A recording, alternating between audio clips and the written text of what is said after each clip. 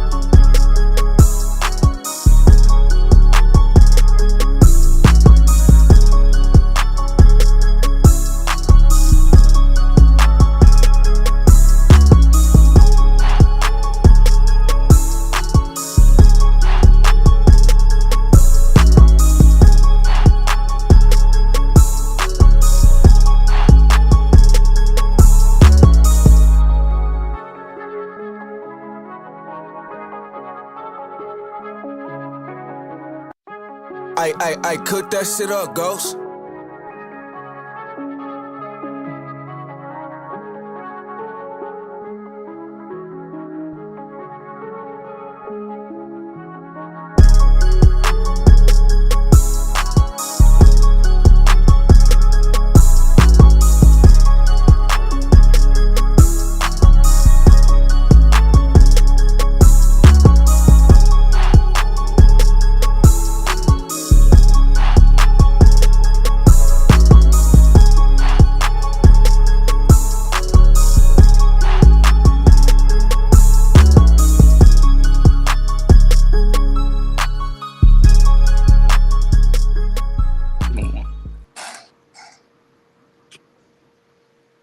How's everyone doing? How's everyone doing? How's everybody? How's everybody? Can everybody hear me? Yes. Yup, yup. You doing Yeah, we can hear you. How's Facebook? everybody doing? We appreciate you all from tuning in and talking at Ish. Tonight we're definitely going to be talking about something that's very, very touchy to everyone and all panel guests. We want to get justice for Aquazia Kennedy. Did I say her name correctly? Yes, Aquazia Kennedy. That beautiful lady right there. A lot of people know about the title, what's going on. Her life was taken from her, and her justice is ignored. The family has yet to be able to be heard, and they've tried all avenues to be heard. So tonight, we're definitely gonna lend them our platform, and we're gonna touch everyone we can. So y'all make sure y'all get these shares out, and we tag whoever we need to tag. Nothing will be held back, and they will be able to speak as they choose, and their voices will be heard. So y'all will hear a story that will be painful, but it needs to be heard. So I appreciate everybody for coming in tonight. All right. So Quincy, we can start with you. I want you to tell us a little something about your daughter. Let the world know who she is before we get started. Imagine having that one friend that you told her that you needed help, and before you could get finished, she was already planning to.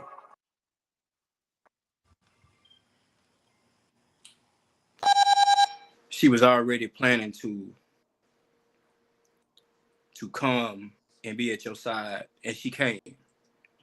Imagine that one friend that if you needed a babysitter, whether it was a non-emergency or emergency,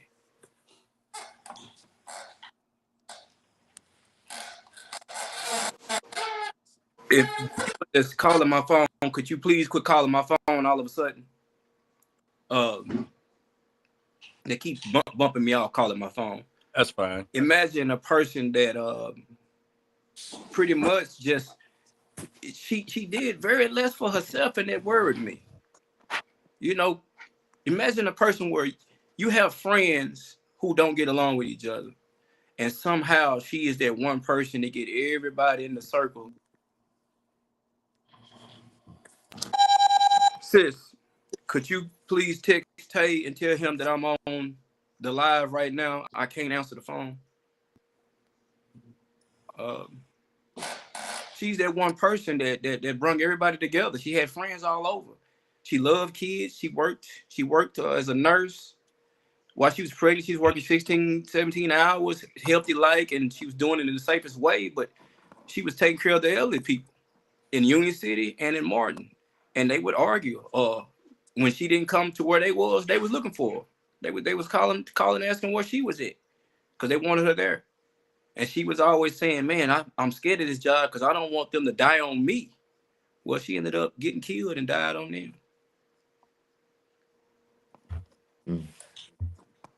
Yeah. So go ahead and Quincy, go ahead and start us on this case and let us know. I want y'all to explain to the viewers how her life was taken and how it took place. So start from the beginning and let us know exactly how the car got to where it got and how the situation even built up to it. Divided, you can fill in wherever you need, and y'all could just coach this whole situation. I want y'all go ahead and speak. This is y'all platform. Okay, imagine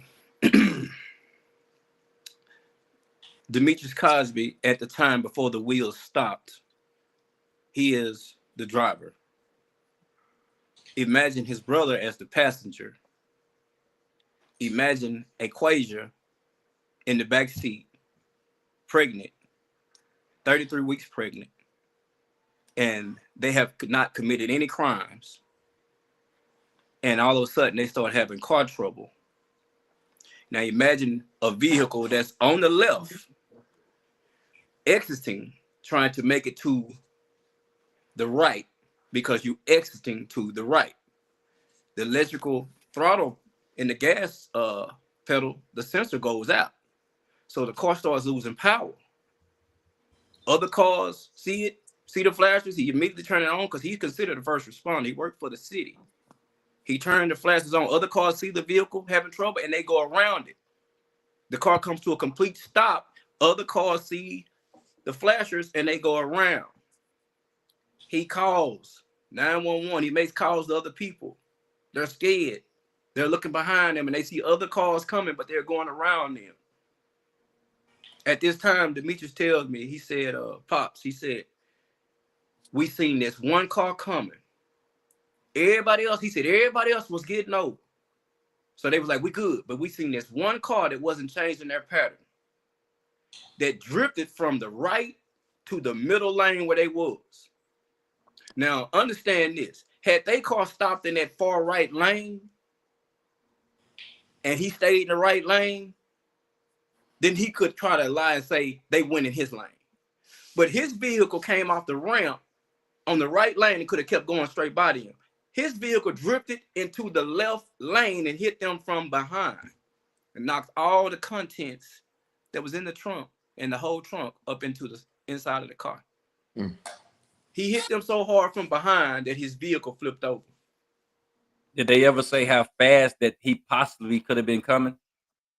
Well, allegedly, speaking to the DA investigator, he told me that he had to use his own analyst system because he couldn't get the complete information from the black box of the vehicle, the Jeep. He said that, you know, it was 60 miles an hour. Now, imagine the ramp being 35 miles an hour. He told me that he had to use his own analyst system because he couldn't get the complete information from the Does black anybody box. have their TV or something else going on playing at this time? He said that you can hear it in the background. It was 60 miles an hour. Yeah, I couldn't hear you. Now, imagine the ramp being. I couldn't hear you. Somebody had it playing in the background on another audio. Yeah, I heard myself after I spoke. So after that happened, you can imagine if you are a first responder, again, since you didn't slow down and get behind them and turn your flashes on to keep anybody from hitting them, since you hit the vehicle and you caused their injury, you know, you're coming from your second job and, you know, obviously you must have, you could have, it's allegedly that you could have been working too long and don't overworked or whatever it was that you was, whether you was impaired, because we did our investigation and there was allegedly a racy wine bottle in his vehicle. So before you get to that part, I want when you tell them who hit your daughter, what could you tell them his name and what exactly is his daily job and what was his secondary job? So his first job is he's a Dallas police officer. He worked at a bar for security. So when you get a job on your second shift job, you have to register through your police department because that's who's gonna be paying you to work somewhere else. You don't. It's not like you're getting a check from that second job. You still employed through the Dallas police. So they approved that, and with that approval, that's them allowing him to work them extra hours.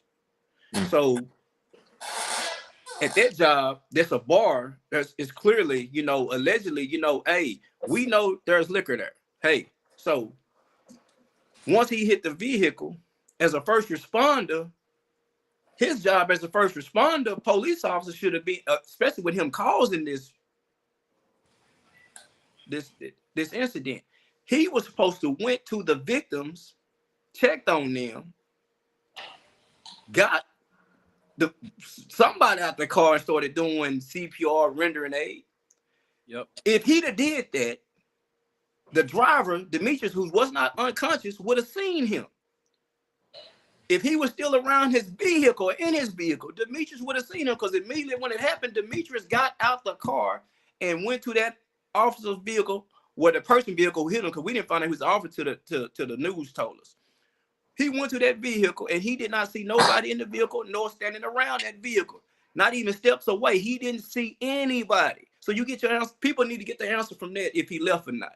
Because regardless, imagine somebody who's a first responder who don't go and help somebody who he just hit.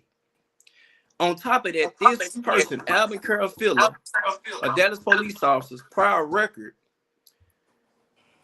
he had 2 different incidents before this one that was proven preventable.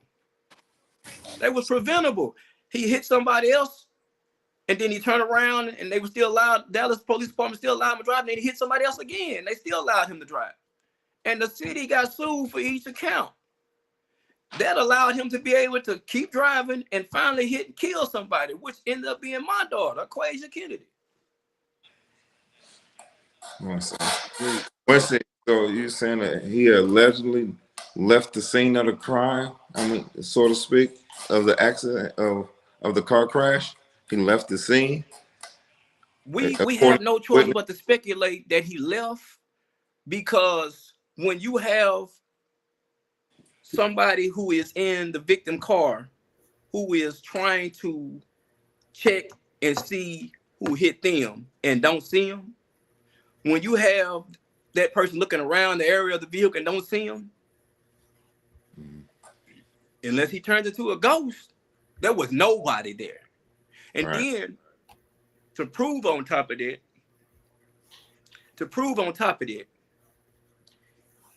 had he even left, allegedly he went down the road a little bit, down by the dump, and radioed secret code to his city police to come and help him out here on the highway, which this jurisdiction belongs to the sheriff's department. Now, had he not left the scene, he would have been seen there.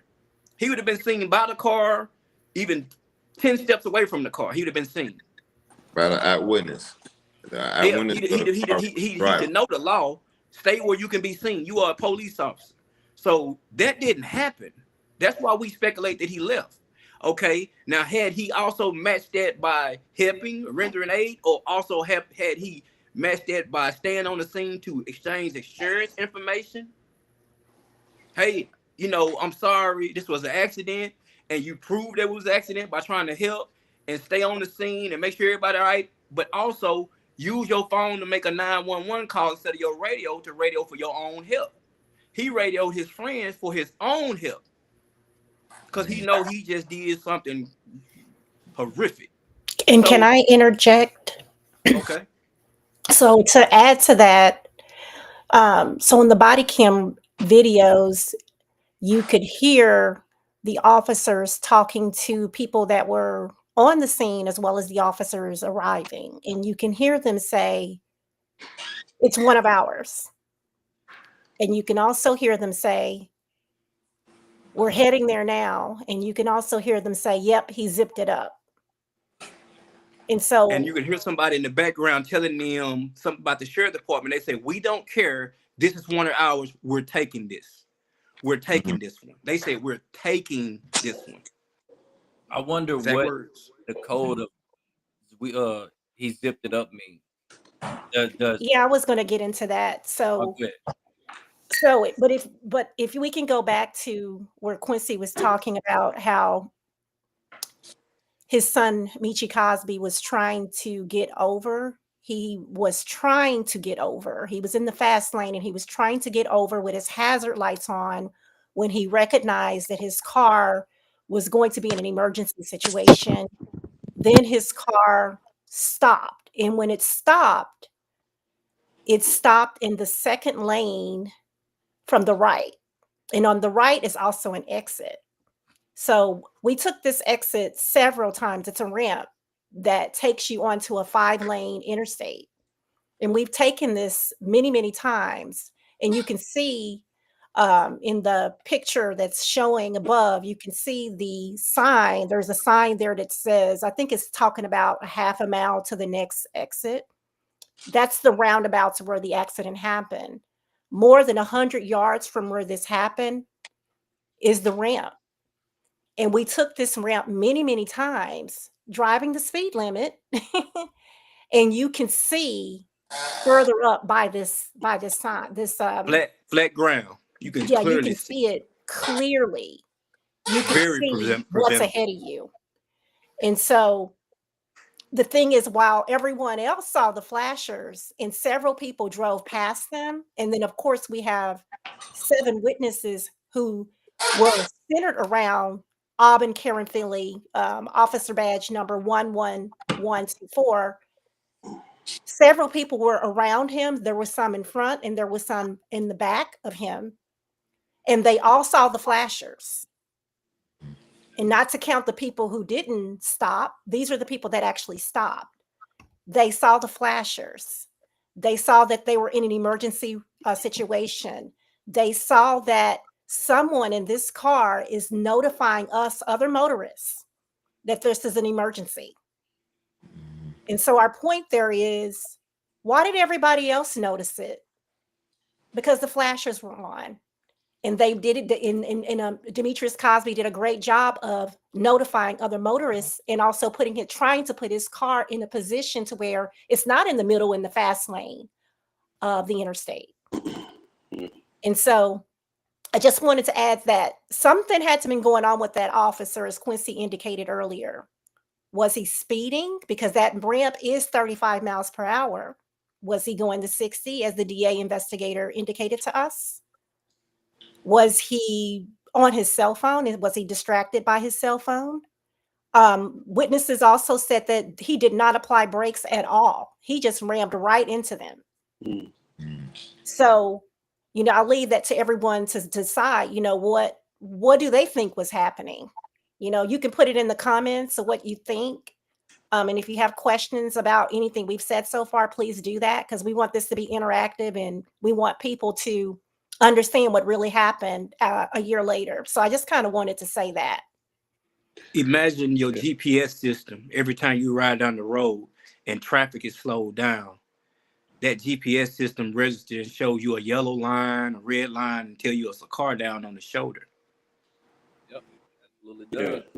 So And very they interesting. also had their hazard lights on. Like, if everyone else can see those hazard lights, what prevented this officer from not seeing these headlights? I mean, these hazard lights. Like, and then for him to veer over, we have to question his ability of driving right there. Why he's not aware of his surroundings and all the other cars are. Hi, can everybody hear me? Yeah, we can. All right. So when we look at this whole situation, I mean, we talk about how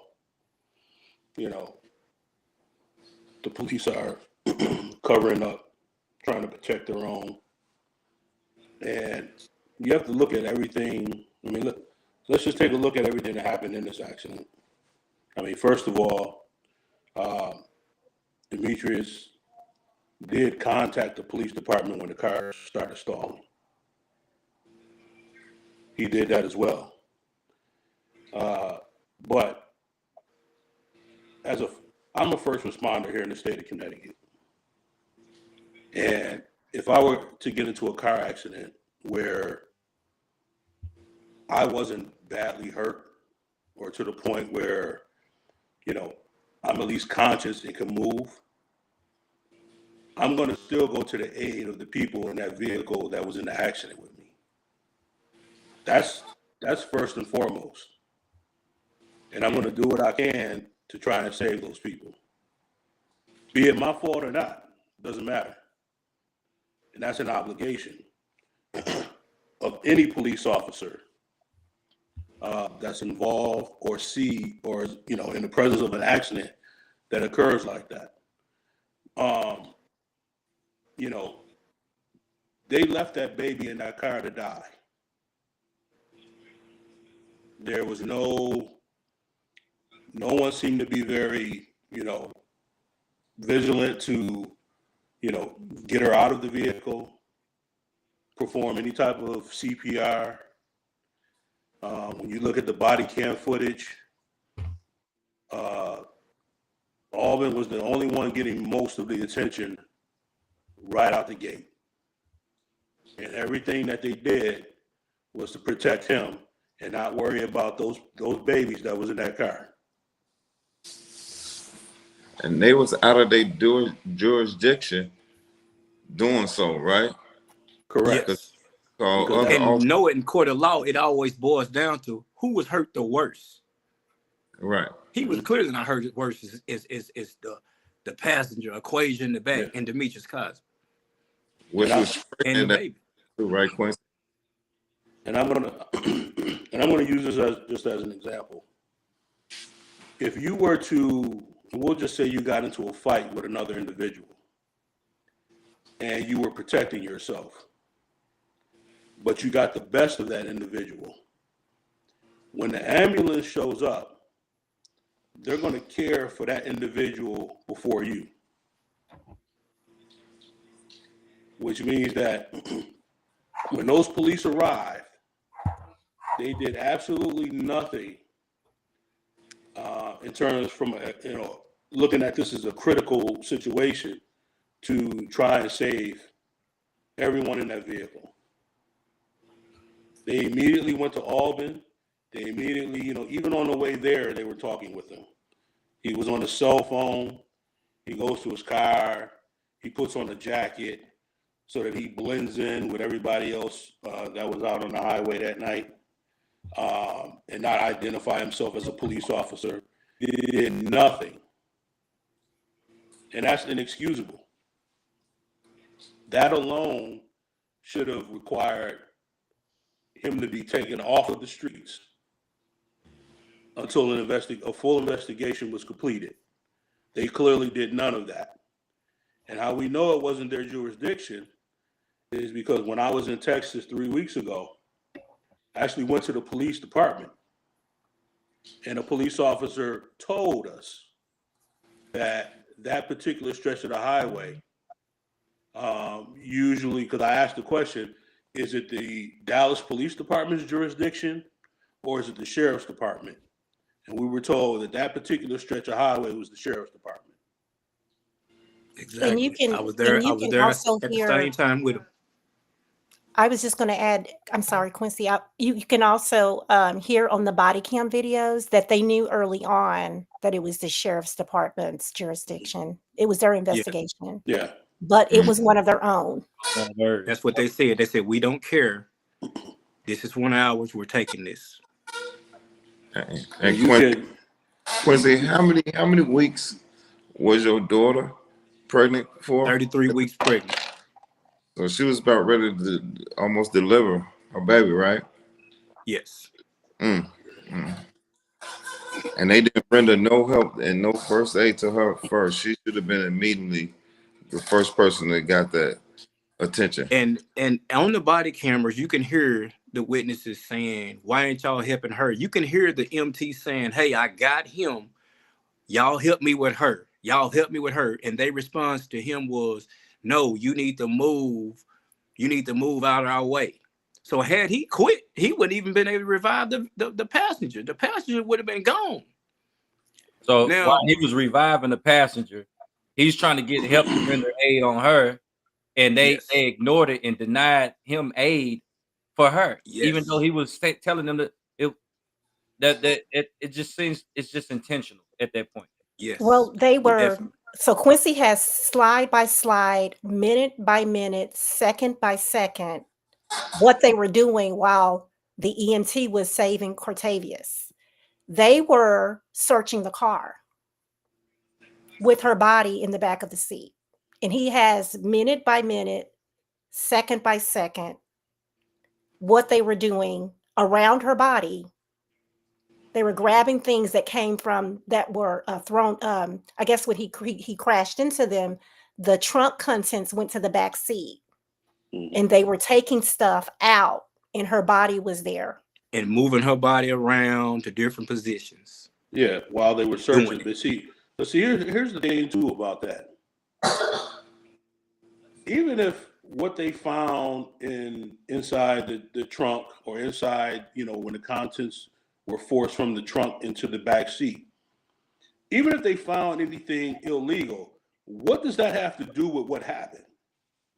Right. None of that has anything to do with the police officer running into the back of the vehicle at a high rate of speed without stopping. That has nothing to do with anything. They was looking for justification. But justification for what? Of for the officer. They was looking for a cover-up justification. That's exactly what they but that's a excuse my French, that's a They're poor supposed ass to, cover up. yeah, they're Because supposed to unless- render aid first and then investigate. Yep. They Correct. rendered aid first and then they investigate, but they went backwards. Correct. Yep. Now I can But And they- then they didn't find anything. They took an Still oath didn't. to protect and serve, and none of that happened. Before we go Correct. further, let me remind everybody: make sure we watch profanity and we don't use the word Yeah, accident. please do. At this point, it's not an accident because we're going to be connected with news outlets with this, so we just want to keep it. Yeah, my apologies. No, you're fine. You're fine. Definitely. But you would think that police officer was chasing them because they did something wrong and it caused an accident. That's not the case at all. Right. So that part is just it's a smoke screen. They were looking, like you said, they were looking for something, but at the end of the day, it doesn't matter what they found. Yep. You're right. So Quincy, Yeah, because that's a scenario. I mean, a narrative that, like, oh, let's prove let's prove this. We found something, but we didn't find something. No, it don't matter regardless. But whatever you found did not cause you to cause that accident. no, it did. Right. You were not in the commission of chasing criminals. This was a stalled vehicle. That's what it sounds like to me. A stalled vehicle was stalling out on a road that came to a complete stop where other cars was aware and went around. From the eyewitness account, it seems to be this man was incoherent in some type of way. Yep. Veering from one lane to another without a turn signal, allegedly. And I mean, And no brake. this small vehicle that's at a complete stop, and you ran into the back of it. And another point is you're a trained police officer. You're trained to be able to avoid hazards like that. Yep. You sure are. Well, apparently he's not trained because this is he's had 2 preventable accidents, which we're not calling this an accident. This was preventable, obviously, but it was callous. Yeah. Yes. Shame on the Dallas Police Department. Because not only that's why he probably called his people. That's why he probably called it. Yeah. And Quincy has a picture of the walkie-talkie in his pocket that was probably used to radio in his Dallas police friends. Yeah, if we can we I know everybody focus on that picture there that's up there, but I want to get on that later if we can and show them actually searching to show the videos of them actually searching the car while my daughter is still in the back seat. All right, you want that? You want that one of those pictures placed right now? There's Yeah. can I say I think something? those. Yes. James, he has Quincy, you have several. And I feel like you really need to show the audience what you showed me earlier so that they can understand how bad this really is. Uh, Uh, are you able to, is Quincy able to share his screen? He won't be able to, but if he places it in his inbox, I can share it from there. Okay. Put him in the okay. inbox. What I'm going to do. Well, while we doing that, can you start sharing the officers out there actually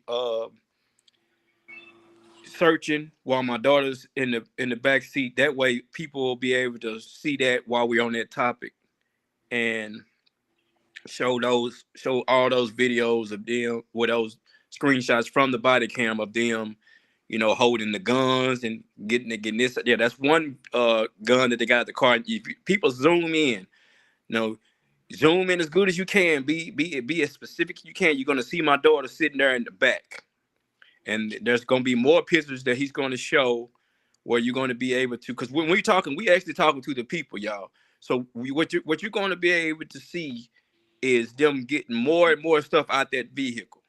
And while you guys is doing that, I'm gonna have to the only way you can see her hand and everything right there still in the vehicle. So what I'm going to do is while we're doing this, you might not be able to see me, but I'm gonna have to get off of this to go and get those pictures into the inbox. Is that cool? That's perfectly fine. Yeah. Do what you need to do. Okay, so give Do me whatever just a you gotta minute. do. Yeah. Let's see.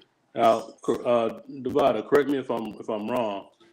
That firearm that they're holding up, I mean, the weapon that they found in the vehicle, that was a legal firearm to own, correct? Yes, so it is a legal firearm owned by Demetrius Cosby, Quincy's son.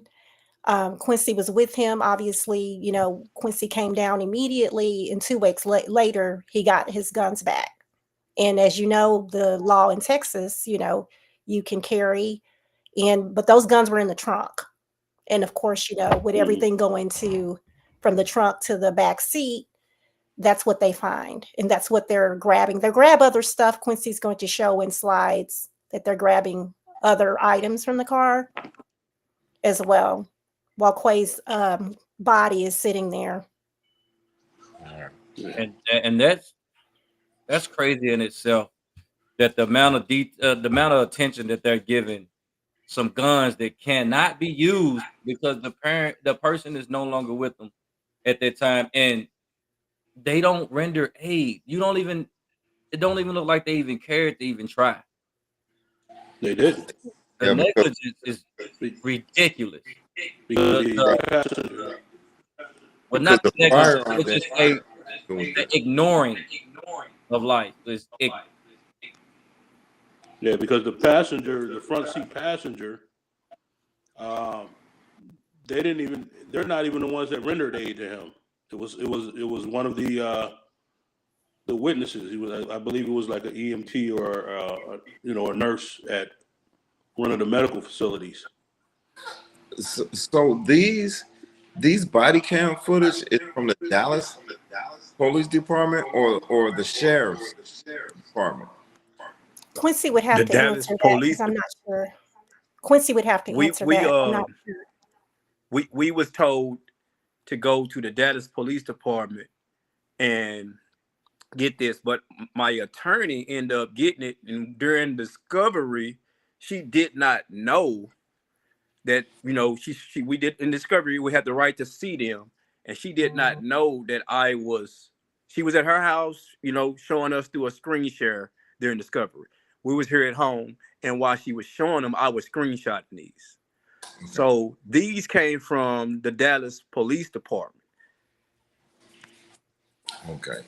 So they was ones that's doing the search of the vehicle, correct? Yes. Outside their jurisdiction,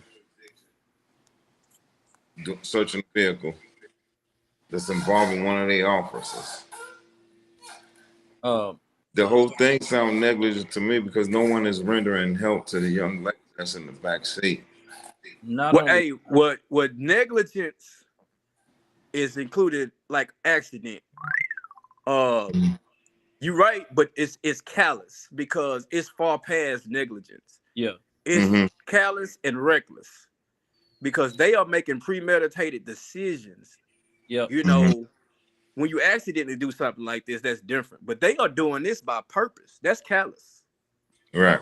And another thing I noticed Thank is you for correcting me, brother. if they I thought didn't mean to make it. You know, you No. if That if makes they it thought that different. sorry about that, if they thought that the guys or anybody was in that car, if they thought it was anything criminal, so they're searching the car as if they done something criminal. Why would no one wear gloves the entire search?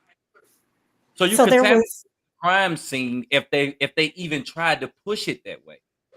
so there was one person wearing gloves, which Quincy will show, well, which you will show, James, when Quincy give you the still shots, and you'll also see other officers outside of the car. So you had several people that were involved in not rendering aid. And y'all that's have to give me a minute because this I wasn't prepared. I gotta crop these because it's showing like when I screenshot, it's showing too much where it's gonna look like a small picture until it's cropped. yeah. You know what I mean? Yeah.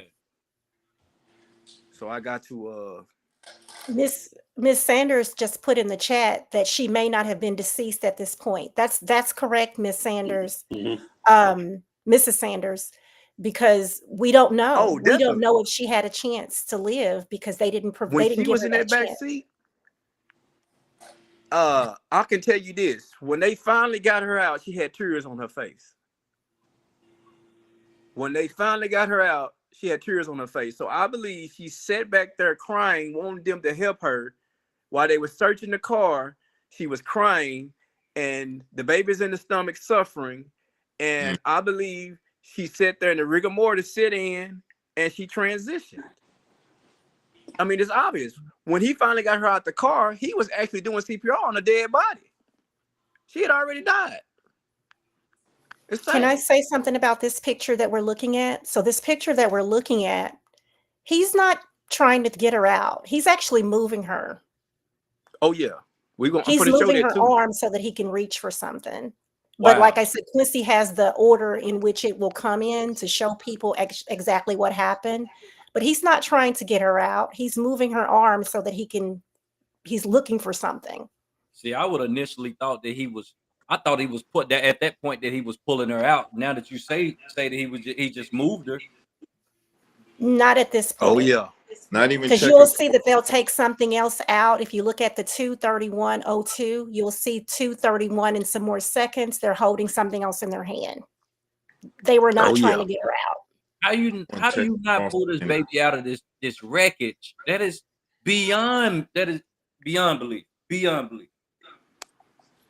Oh yes. And this is why this story definitely needs to be heard, and it needs to get to where it needs to get, because, like you said, this is callous at this point. It's premeditated cover up for sure.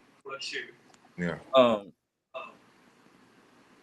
It's damaging, like for the mind to even think of you not being cared for in your time of need by people that sworn in to protect you, to protect you, and they did not even attempt to protect this young lady. And that's how you die. Man, Yeah. man. Yeah. No one is checked for a pulse. I see they holding our hand in this photo here, but they not checking for a pulse. It's Not to this mention, what if heartbreaking. she had a Definitely, spinal? What if she's still living and had a spinal injury? And the way they're just moving her around, so either they made up in their head she's all the way gone, it doesn't matter, or you just didn't care. Well, that's a good idea and that's a good thing, but he wouldn't have took out and tried to do CPR. Right. Because Cortavius, Quincy, correct me if I'm wrong, but Cortavius was unresponsive. But the EMT Cortavius was still did unresponsive. CPR. And he lived. I'm gonna show y'all these pictures. It's gonna blow your mind. I'm getting them. You can see clear as day. She is in the car and they are searching. Man, it's very callous and it's sad because when we finally got this, how long did it take us to get that? Because at first they sent 241 something paperwork or whatever 911 calls that was related to somebody else's incident that happened on the 1st. So And when we that, finally got this, I can't even remember the month. I think what was it, 9 months in? Yeah, I think it was about Am I 10 right, sis? months. I think it was in 10 months in. October. Yeah, this was October.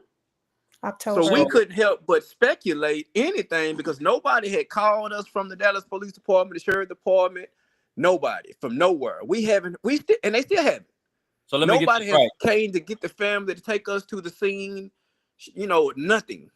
So Quincy, so what you're saying is, first, what you received from the dash cam was incorrect information of someone else's situation, and then later on you received the actual the dash cams or police cams or whatever you needed from the actual situation. So they sent you someone else's information first, correct? I'm glad you said dash cam. Yeah, we have yet to see the dash cams. So yeah, they sent us 911 calls at first. That was it. That involved somebody else's uh incident on the highway or in the city or whatever that have nothing to do with Aquazia. Yes, and after that, it still took them at least another month and a half to actually finally give it to my attorney.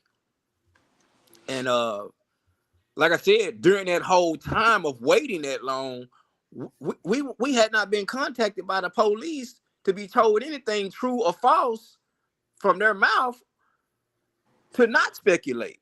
You know what I'm saying? Yeah. So from that point, it was like complete radio silence. It's like we thinking, all right, at some point we're gonna be patient. They're gonna contact us. They're gonna be letting us know something. So we thinking it's still being investigated. Come to find out, they had completed the investigation in February. So the investigation has been done, but y'all wasn't notified that it was done. They just Nope. they leading y'all on as if the investigation is still going on, but in reality, they had already given up because the cover up was done. Yeah, I think they honestly thought that Quincy was just going to walk away and go back to Tennessee. But we did let it know throughout the year. We've done interviews. We've been on Facebook. We've reached out. We've actually been to the Dallas police. We've been to the sheriffs. We've been to every building of the city of Dallas that you can think of to let them know we need answers. And we haven't heard from anyone. We also applied for victim compensation in Texas. And we got a letter from the attorney general saying that a crime would have to be committed. And ironically, two of the crimes that would be committed in order for you to get this victim compensation is rendering aid or fleeing the scene. They did both. Right. But tell them what they called what happened to her, sis. So Quincy had made an inquiry into internal affairs, not an inquiry, but a complaint into internal affairs about Judson Graham, who was one of the officers at the scene. And he actually rendered CPR way after they took Quay out of the car, after they searched the car. Then he does CPR. He had texted Quincy inappropriately.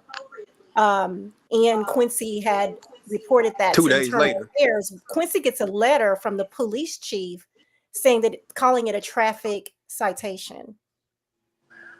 So they called it a traffic citation, And they said we don't investigate citations. but it was a loss of life.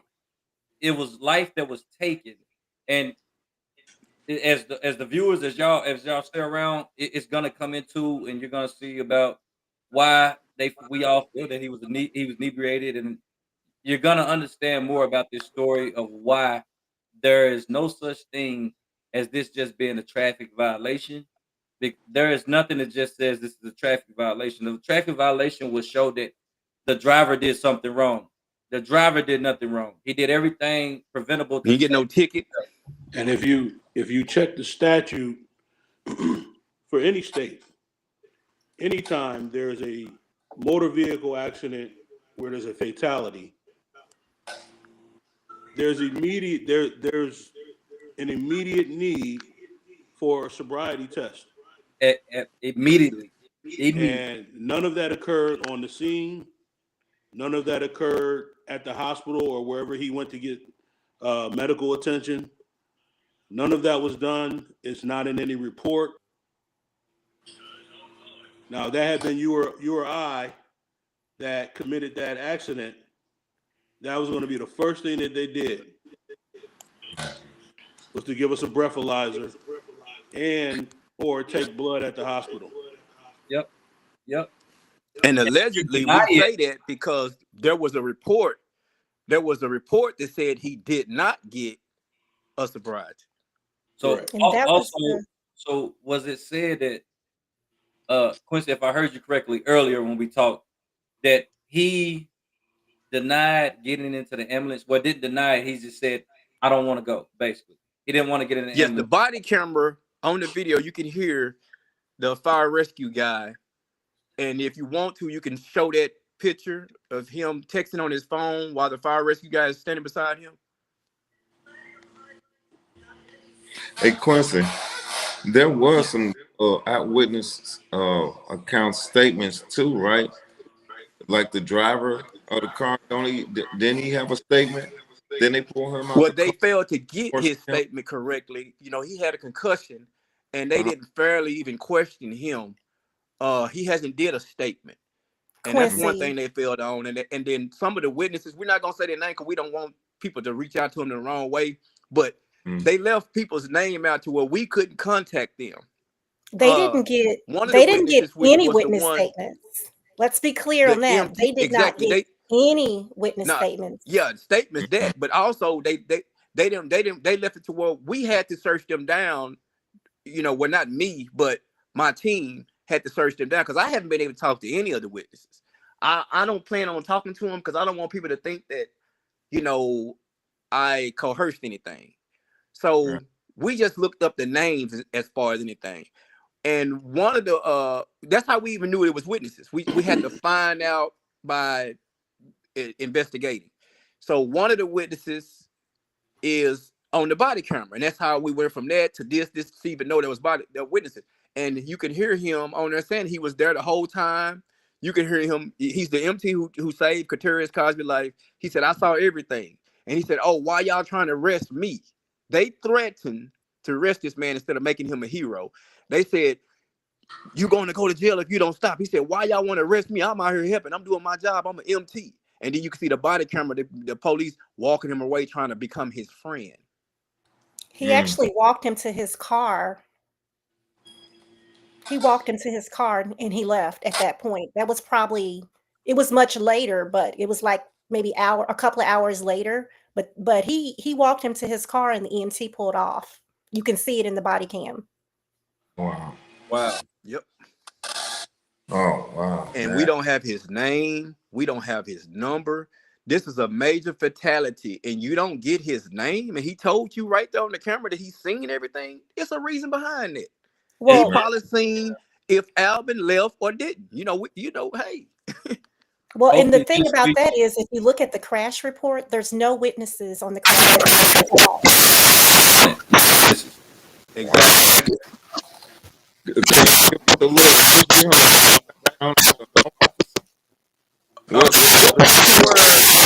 As for the picture of the officer and the fire rescue guy beside me. I'm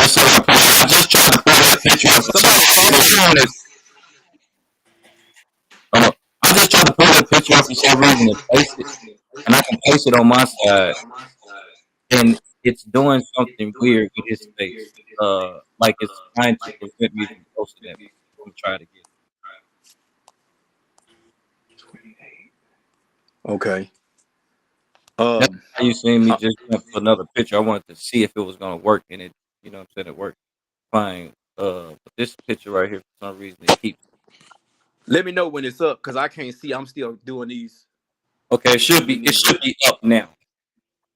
Okay, now the person on the right of the screen, he's with the fire rescue. You can hear him tell, and that's Alvin texting on his phone. He got Adidas jacket on. He's apparently not hurt. He's out there walking around the scene, standing over my daughter. He's allowed to go in and out his vehicle. Evidently, the fire rescue guy was trying to get him to go on and get in the ambulance to get help and go to the hospital, you know, because you would think you get immediate help if you're out there hurt. And he must have refused because he knew that he gonna get his blood alcohol, he get in that ambulance. So the fire rescue guys heard saying, well, if they get this, you're fucked. You're going to be screwed. Excuse my language. You're going to be screwed. But that's exactly what he said on the body cam. Well, he spent a lot of time on his phone. So clearly throughout that whole ordeal, someone was coaching him. Yep. Yeah, and if you look at the crash report, it tells you what everybody's conditions are. It says that he was critical. Does he look critical to anybody? No, and that's probably why. I mean, if he's not talking to somebody that's coaching him on what to do, then clearly he can't get out of his phone enough, and that's probably why he caused the accident along with being inebriated in the first place. Me as a police officer, if I just took someone's life, there's no way that I'm paying more attention to my phone other than that person. I'm going to do what I got to do at that time for that person and that family, and then I would deal with the consequences later. But I'm not going to play with that phone like that. That it's too much time with that phone. It's not enough focus on what should be done. He was too busy chewing bubble gum and being relieved that his team showed up. Hey everybody, my name's Raul. Does anybody know his alcohol content? Did anybody take that from him to find out exactly what level it was? They didn't do a test. Blood alcohol test on him. They denied that. He denied that. I want to know. Yeah, the crash what's the report don't history have of it this on officer? there. What's the history with this officer? This officer looked like he got a track record of, following him. Fill us in if they know any history of this officer. I mean, Yeah. if I say it looks like someone drunk is not going to stand that steady. They're going to be pacing back and forth, and he's calmly on his cell phone like he did this before. You know what I'm saying? Great observation. That's what I'm saying. A person that's drunk is not going to just, first thing they're going to do is grab their cell phone. First, they're going to find a footing, a balance. Then they're going to start so you realizing, can. like, wait a And minute, right what now did I you're do? looking at a still. Right now you're looking at a still shots, but the body camera videos will reveal that he did pace back and forth. Okay. His speech was slurred. He couldn't finish a sentence, and you can see he just had the little. And like I said, it's subjective when you look at it. But he definitely had body signs. So again, this is just if you're guilty and you need coaching, you're probably going to be on your cell phone. What you're not going to do is hop into the ambulance to get your blood checked. Do you got your TV up? Or somebody got their TV up? Jennifer, is your TV on? Do what? Do you have your TV on? It don't sound like it. I'm sorry. Yes. Do you need me to turn it to go somewhere else? Yeah, Yeah, turn you it gotta off. have complete silence. Ashley, can everybody, until you want to talk, can everybody just go on mute? That's what I've been doing back and forth, was muting myself so you guys don't hear the background just in case. That's perfectly fine. So it's just that how comfortable this officer is alarming, because what else is he capable of? Or what else has he done that he's gotten away with? It's some kind of, you can definitely tell that this police agency knows procedures to protect themselves when they've done something wrong, for sure. So he has a history of, if you look at his disciplinary report, he has a history of tampering with his body camera. Wow. He's actually has a history of destroying someone's property. And there was a couple of other things that I can't remember, but I think the other two things, I know he was suspended for one of the accidents, and the city of Dallas was sued because of one of his accidents because he was on duty. Wow. And that's one thing that as a family, we want to make sure that we pressure the government or legislation about policies when it comes to officers who are off duty. We want to make sure that they are held accountable because they take an oath. To us, to civilians, they're police officers 24 hours a day. It comes with the job, and you need to behave accordingly, and because you took an oath. Yeah, and what's funny about all of this is they had the nerve to give him an award for Officer of the Year. Even after the situation, I understand that he might have got it the previous year, and it goes to the, at no point should they have given that to him after this happened. I don't care. They should have held that because they were still going to give it to him. Well, even the previous year, because he had those wrecks. Yeah, I mean, that's that. What the only thing that was when they gave him Officer of the Year, it was just putting a pillow or a cover over him to try to shroud him in some kind of cases. Like, so he's such an outstanding citizen, an outstanding police officer. It was just to dress him up. They're dressing him up at this point. That's the reason why all the negative comments that he once had, they flooded it with so many good comments. He pushes them down to the bottom.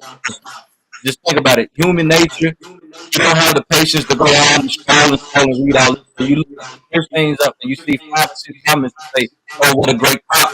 It's persuasion. They just dressed them up. Your mic going in and out. Mine is. Yeah.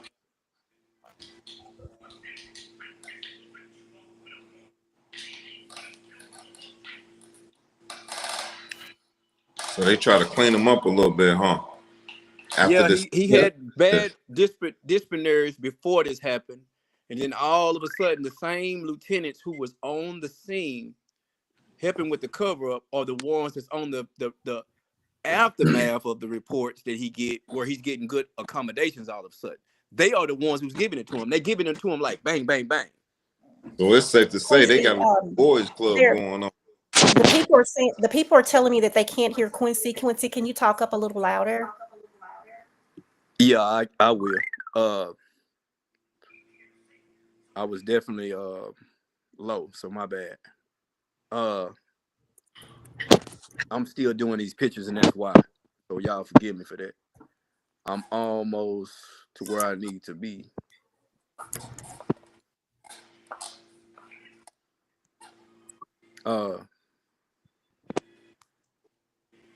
So I guess once we get to where Alvin is clearly not on, he's on the body cameras, clearly not helping. He's clearly walking around with his identity covered. He still at this time knew who Demetrius Cosby was, and he never still went to him to exchange insurance information. He still never went to him to act as if it's an accident. He still is not helping Aquazia. At this time, we watching him on his body camera. Aquazia's still in the car, and he goes over. You're gonna see at these pictures when I send them to Crumble, James. You're gonna see him leaning over, looking into the car. He's still allowed on the scene instead of being removed from the scene. You're gonna see him. You're gonna see the radio in his pocket. You're gonna see him being allowed to. Well, I don't have the one of him being allowed to go in and out of his own vehicle, but on the body cameras we did see that. Hey, Quincy, what is the officer position? What department he work in? Homicide, narcotics. What department is that? Okay, now see, that's being the maze, because again, remember, they never contacted us to give us any information, so we can only speculate like what we believe for it to be why they keep protecting him so much. Because he's not a regular, let's say, patrol officer. Is it safe to say that he's a regular patrol officer? Yeah, publicly, you can look up some public records on some of his arrests that he's made, and some of it is related to narcotics. And he may have, well, let me leave that part out. Yeah, and I'm telling you, it's just very speculative. Like, man, it's just certain things I'm not gonna say at this point, until we get into the thick of it. Right now, this is the beginning of the thick of it. This is to point out to everybody who can help share and get it out the fact that we are showing the facts that she is still in the car while they are searching. These are some strong facts that we are showing, that they definitely didn't even have on gloves. They definitely didn't care about her life. They definitely just, didn't care about the baby's life. They showed just it shows that the only person that they was out here to help was Alvin Carafilla. They're one of theirs, this officer. Right. So, I mean, I think it's hard for me to watch these pictures and remember her, know her, love her, and to have her baby reminding me every day. Aquazia wanted to be a mama. She always hugged her stomach. She was always talking to her baby. She always was making statements saying, "I can't wait for you to get here so I can be a mama." He robbed my daughter and her daughter and me and my family of being able to see her be a mom, have another child, for the baby to have a brother or a sister. He ruined those chances.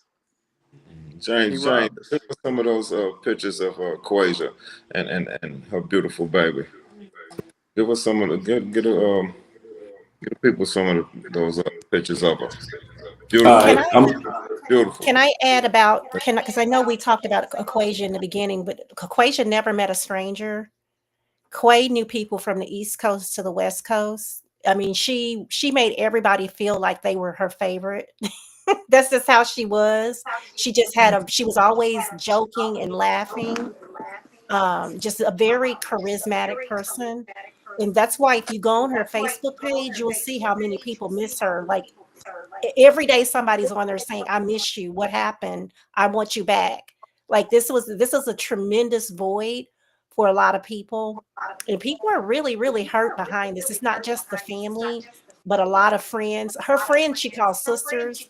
She has people that are not biological that she calls aunties.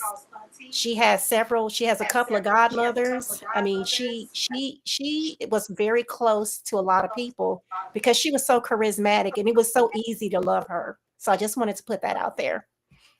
A yeah, pure angel. She was a beautiful girl too. and as small as Quay was a fighter. So I know when she was in that car, she did everything in her power to stay alive for her baby.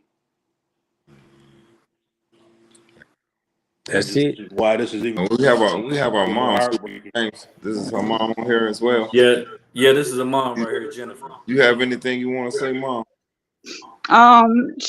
Like Vada said, she never met a stranger, and she loved everybody. Um, she had people from all over she was friends with. Everybody loved her. She was great to be around. Just miss her. Yeah. Oh, my condolences. My heart go out to you and the family and her friends, man. It is truly heartbreaking. Truly heartbreaking. I just wish they would hurry up and charge the cop. Yeah. We Because definitely, we definitely it's see something to justice. this. Something to this. And I'm pretty sure we all feel the same way. That baby should have got the first she should have got I'm immediate kind of glad that me. I wish he would have been arrested. Don't get me wrong, but I'm kind of glad it took this long. You know what? Y'all want to know why? Why? Somebody else could have investigated and left out everything else that we find now. Yeah.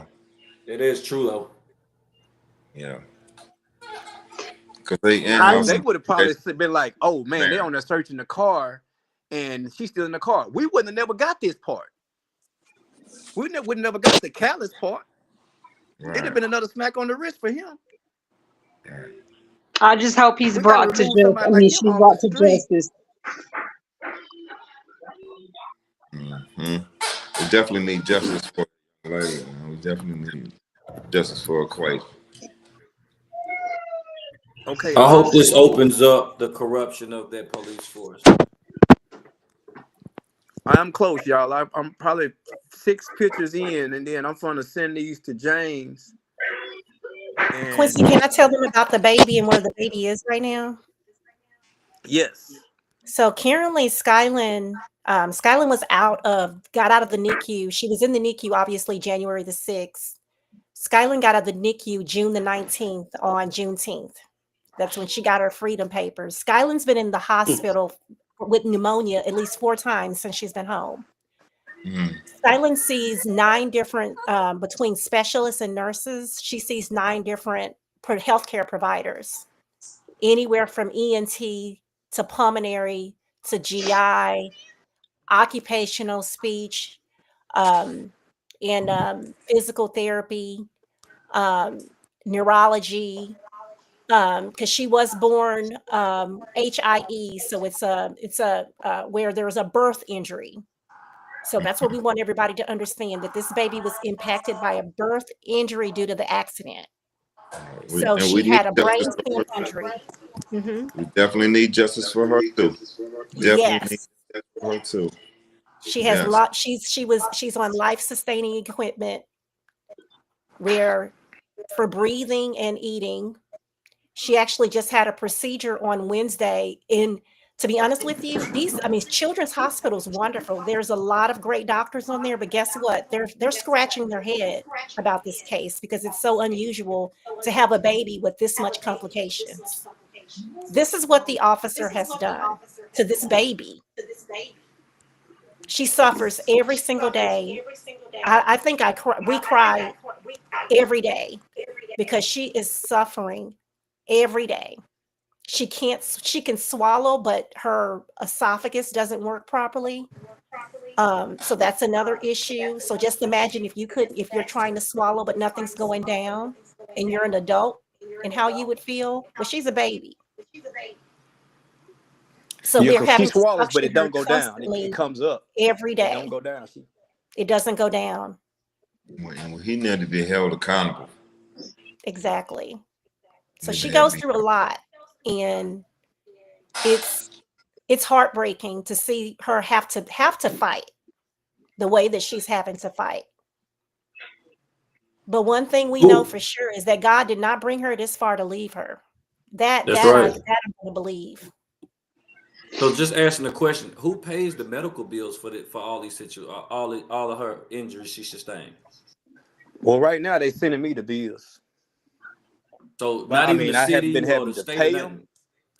nothing. So the state, she is on state insurance, but I don't know if anybody's ever been on state insurance. If you have complicated medical history like Skyland's, like Quincy said, Quincy gets bills. And not only that, remember, if it comes, the baby's on durable medical equipment, so oxygen, feeding supplies, medication, all different types of things. She's not on the best. Skyland deserves the best, so her insurance does not give her the best equipment that she needs for life-sustaining medical conditions. And this is And how they meanwhile, doing the baby Quincy's that was being born billed. disabled because of him. She's disabled because of him. Exactly. This is a disabled baby, and they telling us that she can't get this certain kind of equipment because of her insurance. There should be no So it makes limit her suffer to what she can even more. receive. There should be no limit. This is a true tragedy, man. Like, why are they even considering her insurance when it's his fault? He injured the baby. He caused her to have her injuries. Because, hey, we was at every ultrasound. She was a healthy baby. Right. Before this happened, she was not going to be born like this. She was healthy. No injuries. I have a question for the brother that said that he was a first responder. Okay, and because I know how it is in Illinois. They say if you run into the back of the person, you automatically guilty in Illinois because you, as a driver, you're supposed to be aware of that. That's the Texas law too. That is the Texas law too, right? So Exactly. flat out, he's liable. Period. Yep. Period. He's liable because he ran into the back of the vehicle. Yeah, It's which just is like if you shoot somebody in the back or you hit somebody with your vehicle from the back. Same logic. Right. Well, which is why the statement that he made, it's ridiculous. He basically made a statement putting Demetrius at fault for causing the accident. That was to get out of that insurance, but paying for that child, paying for anybody that was injured. That's what he was trying to do. Exactly. Because children's service, I don't know what's going on with that against him, but he's maneuvering because he don't want to go to jail, and he's trying to get out of being responsible for having to pay child support and pay for these bills and go by his insurance. Right. And if he wanted to act like it was an accident, why come he ain't caring about the baby now? You didn't care about her out there when she was in the stomach, and even up to today to now, she's struggling. And they being nosy. They were on our Facebook. They see. Oh, they on her for sure. Yeah. So why come he ain't caring about her now? She has to have a better installed. What is it called? The suction thing. The stationary. Yeah. She can't even get that because of the insurance, so she has to get the generic one. And what it does is that suction, when it's pulling it out her chest and her mouth area, it gets stuck in her chest, and she keep getting pneumonia because the equipment is cheap.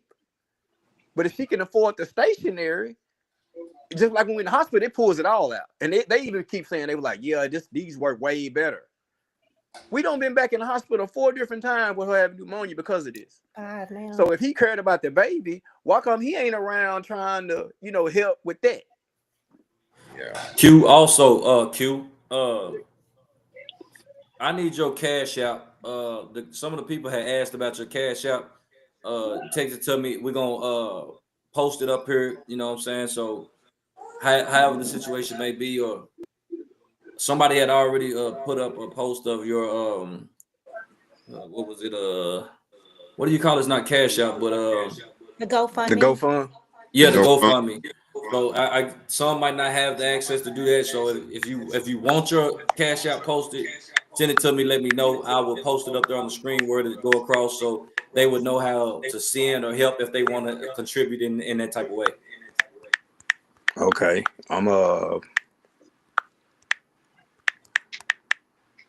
the name is gonna be under Q Unity Productions. All right, just send it to my inbox on Facebook, and I'll post it just like that. All right, and I'm about to also.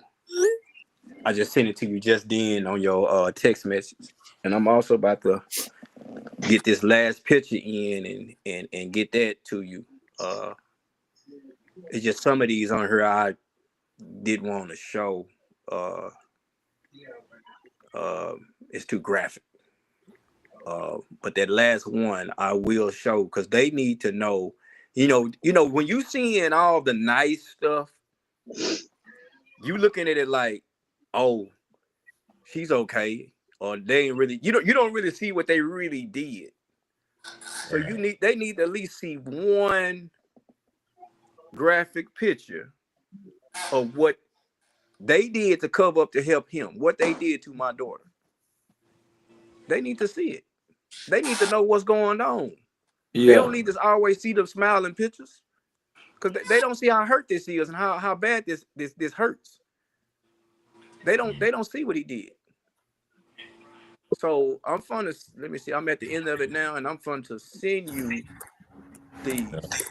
We definitely need some criminal charges against this officer. Whether he was off duty or not, there's criminal charges there. Because the vehicle was completely stopped. You ran into the back of a stopped vehicle. Yes. All day. And just speaking, from a decency standpoint, I mean, regardless of, who was at fault or anything that evening, the police department, no one from the police department, not even, Cara Feely, no one has even just contacted the company just to say, we're sorry for what happened. We're sorry your family is going through this. There's been no acknowledgement whatsoever that Quay's life was taken. That's it. You know, you would think that it was just you know, it's almost like it was a fender bender and that's it. You know, we're gonna, you know, business as usual. Yeah, like she's somewhere still alive, or she just got hurt, and that was it. You know. Yeah, but they Now he dealing with killed one her. of their own. These ain't regular. This wasn't a regular civilian type of setting. This was one of No, their own with another civilian. So yeah, they protected their own and then render help to the civilian. And that's this exactly what that's they it. done. That sound like foul play, you know? That's it. I definitely believe. You know, I definitely believe she just didn't stand a chance with them out there. You know, they supposed to been helping her, and I just, man, I just really hate to just be looking at all these pictures I can't show, man. But I'm gonna send the ones that I can. I can send these. And It's there's hard. It's also a hard. part two to all of this. It doesn't just end at the scene. We don't have to get into that right now, but just letting everybody know that there is a part two to how bad this really is. This is not everything. Yeah. Oh well, it's a part two, but it's also going to be a part three because it rolls into every connection of them covering up, you know, from the street to the hospital. And it is a pattern because if you care about somebody, you're going to care about them before by slowing down, getting behind the car, making sure nobody hit them, not just you hitting them, nobody else. But then, boom, once you hit them, you show you care, and then your partners come and they show they care. None of that happened. But at the same time, at the hospital, what also happened. So today And we're is not talking mainly about children's. no, we're not talking about children. We're talking about Baylor Scott Hospital. Or we can get into that today. Uh, right now, I'm sending you, James. I just sent you a couple of things that I want you to show, and I'm gonna send some more because those are just a few out of at least 20. Hey, All right, I'm looking at them now. To all these, I'm just waiting on you to say, uh, let's do it, or I'm waiting on you to send the rest of what you need. Therefore, you don't have to be cut out when you know, when Okay, so you I got talk. at least 10 more to send, and then I'll be ready. hey Quincy, Yes, there are cameras on that particular highway, correct? yes. And and they can't see what happened from the cameras. It's very obvious that they don't want the beginning to be seen. If he was innocent and they were innocent, they would have been on show that day one. If he was Yep. innocent, they would have been on done a sobriety from day one to clear Mhm. this officer of the first news article that came out that said DUI officer. If he was innocent and didn't do these things that are speculated or allegedly, you know, that's so funny. If he was innocent, they would have been done these things. I sent James a video of the DOT department, their actual video where they're admitting on the YouTube where they're saying that yes they record, but they're only restricted to give that information to the FBI and the Dallas Police Department. And the Mhm. Dallas Police Department is the people we're talking about, so of course they will not share the truth. I mean, if they wanted to contest what we're saying, why don't they show it? You know, Yeah, that's right. Make sure everybody in the chat, if y'all do, tag the hell out of the Dallas Police Department. Tag them. Everybody tag them. Fill them. Because I believe that highway camera gonna show that man going over the speed limit, and it's probably gonna show him veering to the right, what a stalled car was. a completely stopped car. Exactly. Exactly. I definitely agree. The charges should be homicide. Exactly. Yep, Because it if you should let be. her die, you could have Yeah, helped her, but you let her die. That's murder. and callousness on the department that was there to Obstruction cover of that scene. justice and callousness of murder. Yes, Hmm. yes, yes. And I believe that's why you can't get all the things that you need to prove this. Yep. That's exactly why he can't get it. They're not going to try to provide it. Because they Mm-hmm. feel like they're going to do what they know they're going to be incriminating themselves. Mm-hmm. Mm. I should be at that's the last picture right there. So you got everything. And that last picture, it is important. It is graphic. Just let everybody know that they can have the right to view it on their own will. But people need to know what it is that he done and what they was obviously they agreed to by helping him. He wasn't the worst one out there hurt. He wasn't the one who really needed their help. He was out there walking around healthy, texting, chewing bubble gum, very delicious bubble gum. You know, not them giving him an aspirin if he has chest pains. Tell him about what that means, sis, if you get an aspirin and chest pain. Well, it's like it's a preventative to help you to make sure you don't have a heart attack. So, Yeah. yes. All right, so give me 1 second, and then I'm gonna add those pictures in, or we can live view them, and well, y'all can talk us through them from there. 1 second.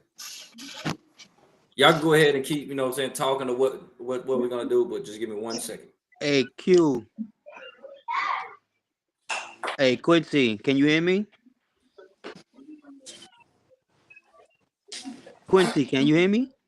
Oh, he stepped away. Can anybody hear me? Yeah, we I can Yes. can hit. hear you. Yes. Oh, all right. You got Q stepped out. He's what? He's sending more pictures of James. Yeah, I believe so. Oh, I'll wait for him to get into the room. He's coming back. Oh, okay, good. Thank you. Hey, Auntie, that's Yes. the auntie, right? Yes, I'm her aunt. Quincy's my Okay, little brother. okay. I want to ask you. So they did talk to the driver, and how long did they talk to the driver while your niece was still in the vehicle? Let's try to piece that timeline together with what the body cam was showing from the time that they was talking to him, I because can I can that was a crucial actually time right there. Yeah, so while I don't have the time frame, I can tell you what I saw based on the body cams. Hmm. It appears as though they kept a couple of different people kept trying to talk to Michi Cosby, and they were taking him away from the scene. Hmm.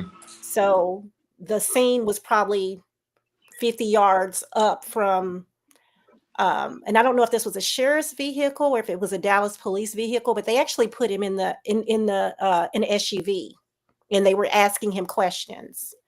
Mm. So it was just strange to me that they were taking him away from the scene and asking him questions, but and these questions, his answers are not recorded anywhere as a statement, by the way. Hmm. But the officer who caused the callous act was seen walking around his vehicle, going in his own vehicle, standing by his vehicle, looking at Quay's body while she's in the vehicle.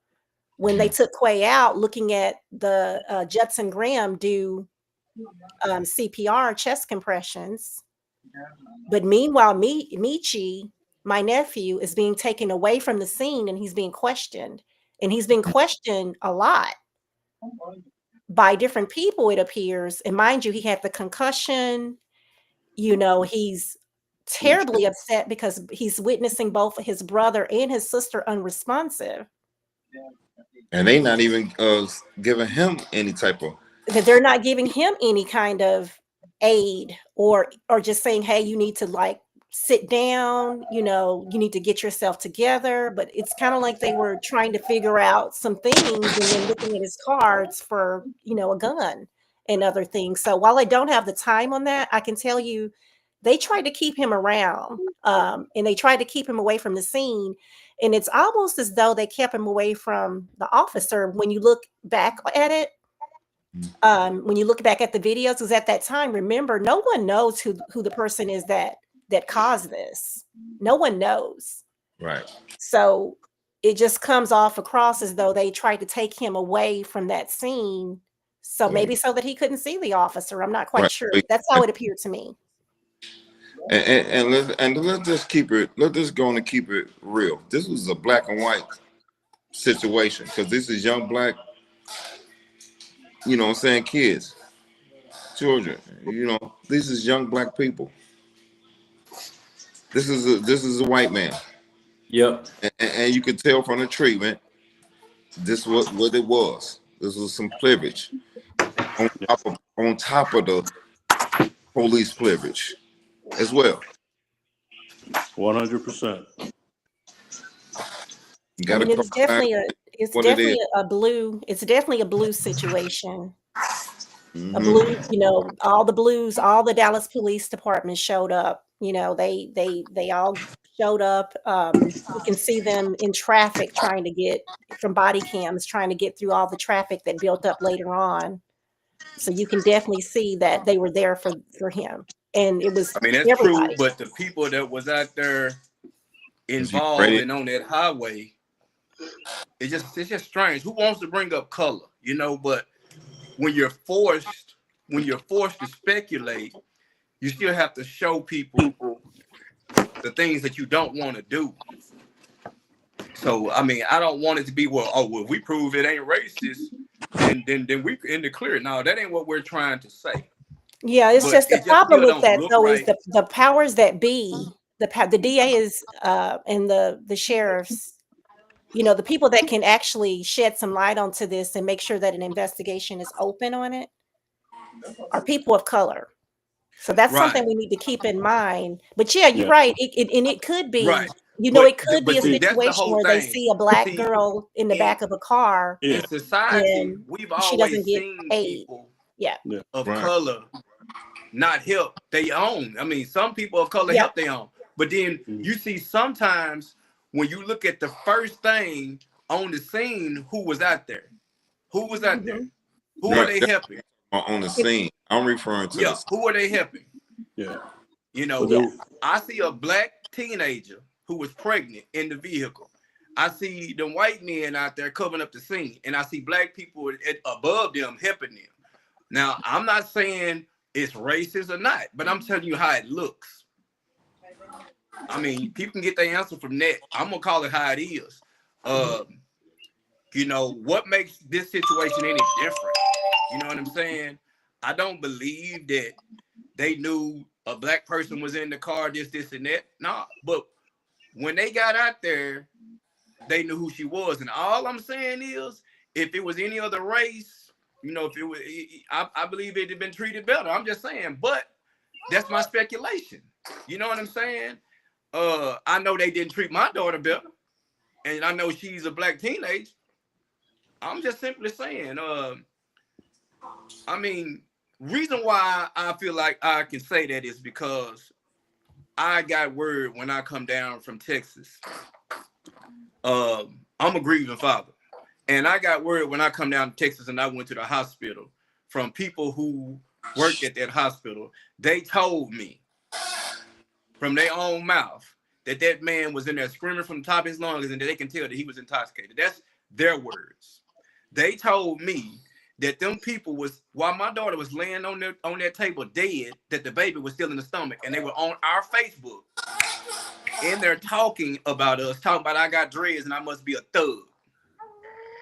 They were talking about my daughter. Even if she was a stripper, strippers need respect too. I mean, I don't have anything against no strippers, but they was talking about my daughter on her Facebook, talking about she must be a stripper. They was not taking my granddaughter out the womb.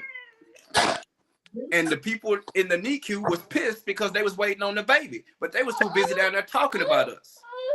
Yeah, I do So think that there's a social aspect to this. I think it's a class aspect to this because when the officer who did the CPR, when he got to the hospital, he found he received news that she didn't have much family support.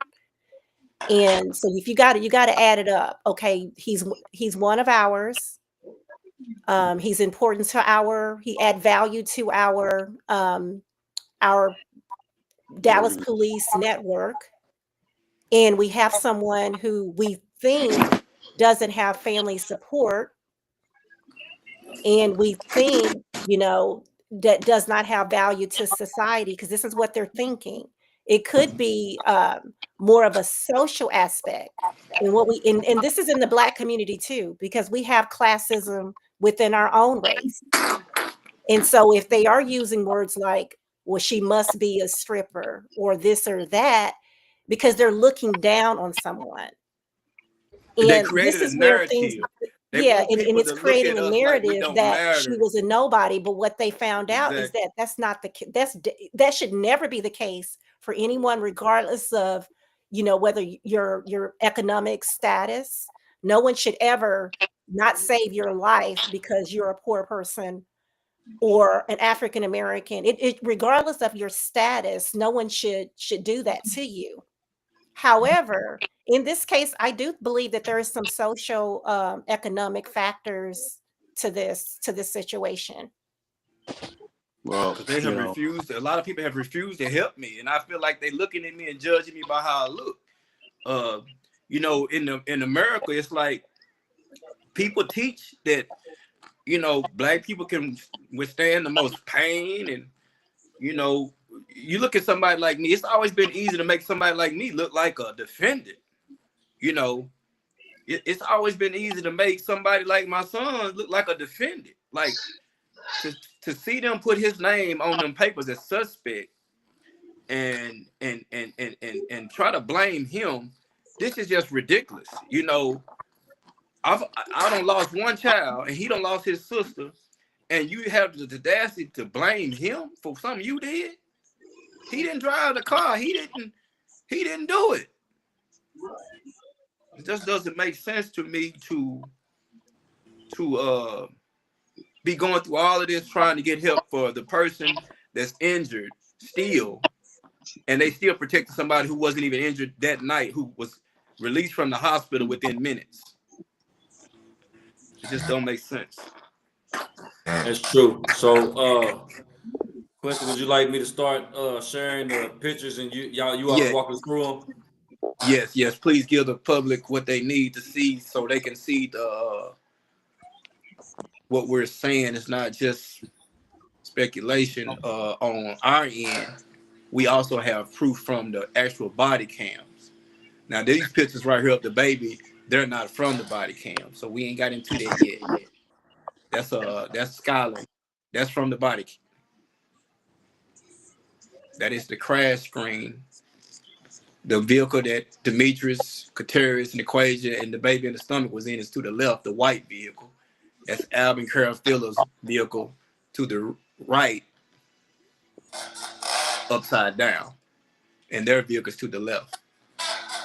Can we talk about that photo though? Oh, go ahead. So this is a photo, as you can see, it's kind of the Jeep is pinned into the Malibu. That's the Quincy's son's car is the Malibu, and the officer's car is the Jeep. It's pinned in there. So that tells you right there, the way it's pinned, that car had to been sitting still in order for it to pin like that. Because had it been moving, it would have hit it, and the car would have went further up the road, and it wouldn't have been pinned into the car if it was. And if he would have turned in front of him from the side, it would have been hit from the side, not the back. Exactly. Yep. So just kind of wanted to point that out. You want me to take? She want me to put it back on Grace's corner. It was on commercial. Okay, now. Yeah, there's also evidence of no attempt to stop. And that's as the well. picture of Alvin in the Adidas jacket walking to go and look into the car that Aquasia's still in before they start searching. He's out there, showed back up on the scene so he could be seen on the body cam and being allowed to be back on the scene. It's just it's you know, it's unacceptable. And that's at 2:28 a.m. That's My thing Aquasia's is, hand. That's Aquasia's hand in the front seat, right where her brother was sitting at. He said in his words that she was holding on to him, saying "Bubba," the last thing that she did, and her left hand was hovering over the baby. She was buckled in, and she still had her feet up, trying to hover over the baby. So she died saving her baby and holding her brother's arm.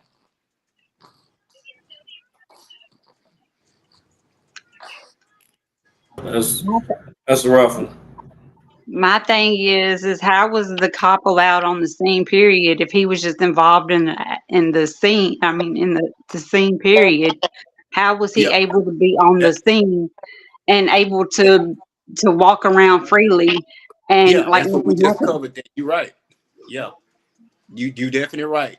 And okay, so that's Alvin right there. That's the man who took your daughter's life, Jennifer. That's Yeah. Alvin Carafilla right there looking at Quay. He's looking in the car at her. That's him. That's Alvin Carafilla. Doing nothing. Him being still on the scene and around like No that gloves. is beyond me. Yeah, And like at, how is he hurt? He's doing all that. and at this time, we have to think about the witnesses and people that are around. They don't know who he is. He's just blending in right now. Exactly. And Michi never knew who he was until we seen the body cam. So at this point, it's 2:29.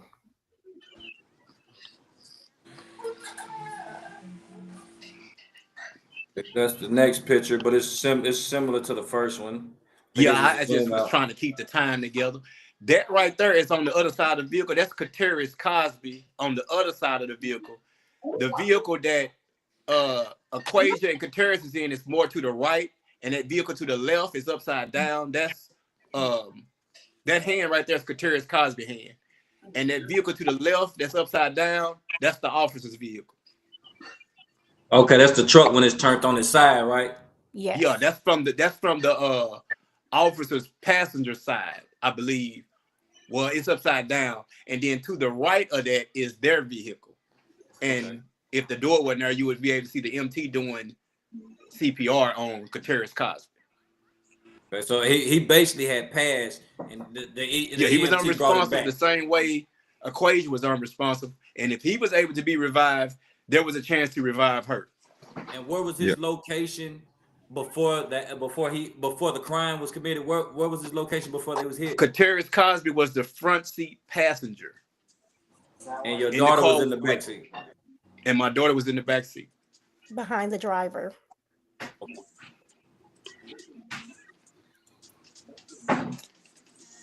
That right there, if you keep going, you're going to be able to see through there. That's the MT doing CPR. I can't really see. Okay, there you go. He's doing CPR. He has the gold shirt on. Right here. And if you go again to the next one, you're going to be able to see his face a little bit more. Yep, he had his head down doing CPR. Aquasia's in the back still. And that's 2:30. Was that 2:30? Well, he started at 2:29. And Aquasia's still in the back. And on the body camera, he's screaming to them, "Y'all please help me." But that's them searching from the other side. They still searching the car. And he's saying, "Well, y'all please help me." What? And the other two people, the witnesses, they're saying, "Why ain't y'all helping her?" Because he was already helping Kateris. They kept saying, "Why ain't y'all helping her?" He said, "Y'all help me get her out and help her." And And you they can kept, they see trying to tell him to Quay, leave and move. and you can see Quay's hair. Her hair is red and gold. It's like right in, yeah, that's her right there. Yep. Yep. She's still in the car. It's alarming that he's performing CPR and no one you could there is no attempt to save her at all. None. And it's clearly a body camera, so you know they there. Yep. Yeah. Yep. He's looking right at her. Actually, he's looking right at her. Yep. Just Not even moving. What is there any audio to the body cams? Oh yeah, Yeah. Okay. unbelievable, volume. You can So see. that's you see right there. They're searching for the other side. They're looking at her from the other side. That's her right there. And then please note the gold watch hand with the gold watch. Yeah, note the gold watch. Identify who that is. Yep. That's the sergeant. Y'all gonna find out that's the sergeant. Okay.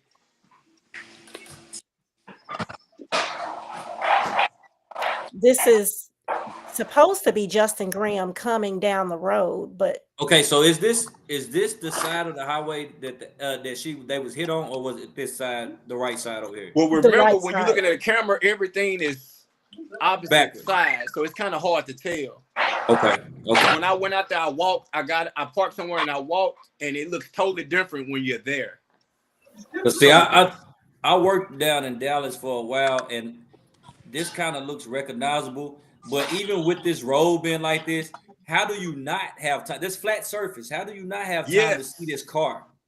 Yes, right now you can see the lights right now, way up there. Yes, you definitely right, brother.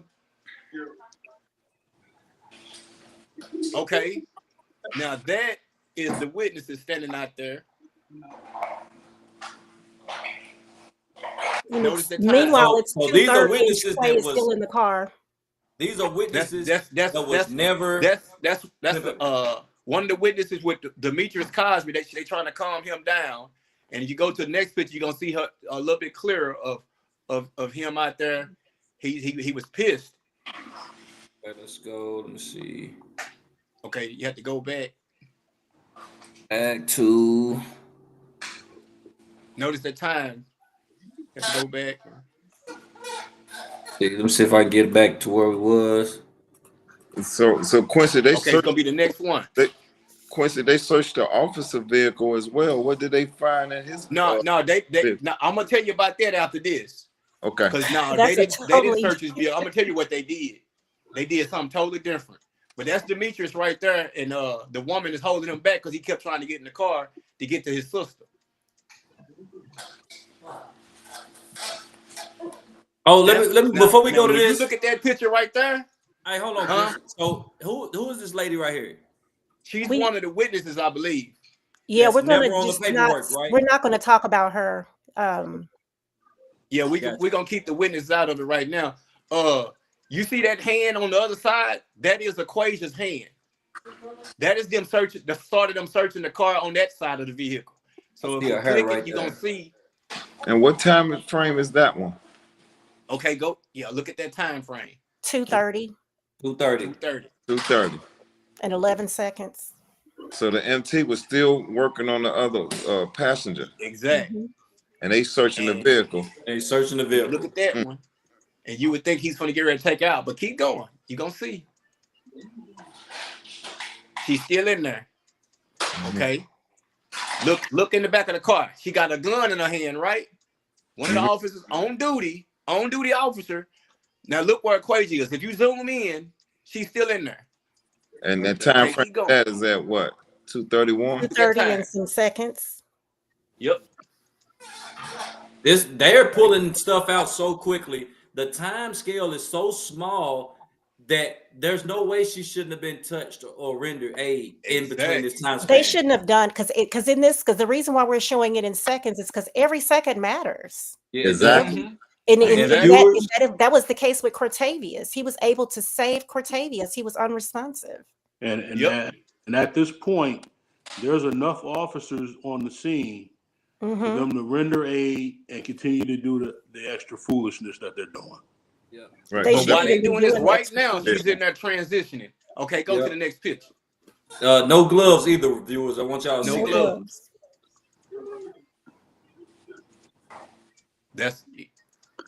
She's still in the car. Look at the time frame. Now look at him. He's getting something out that's got blood on it. Look at the time frame.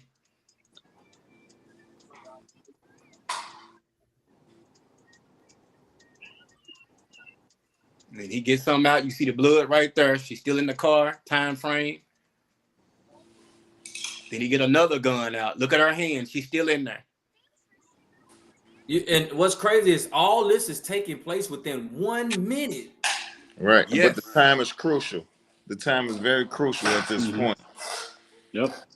And it's also crucial for them because they're trying to find some real quick. Yep.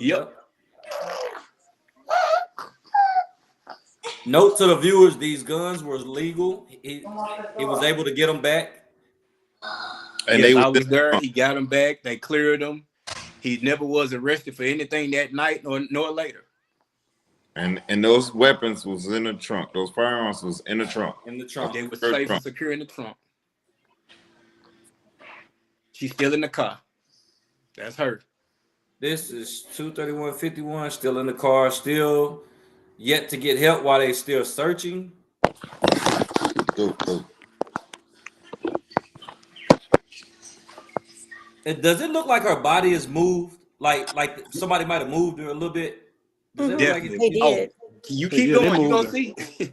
Definitely. They definitely moved her. Because remember, she had a hand up in the front of the seat. Yes. Yeah. It's a totally different body placement. So they're moving her body around, getting stuff. Right, but no one checked her pulse or render help at all. Then that's disgusting. And she's not pinned in there. She's not pinned in at all. At this point, right here, I wonder if she has transitioned at that point. Yep, I believe at that point, so. probably. Blood was coming out her ear. Yeah, because of the way they treating her body is at that point they really don't care. Right. Yep. Oh, they slid her out that car with one hand and she just plummeted on the ground. Man, it was terrible. Because you would think if you were trying to help somebody at that point, she would be turned up to where she can get air.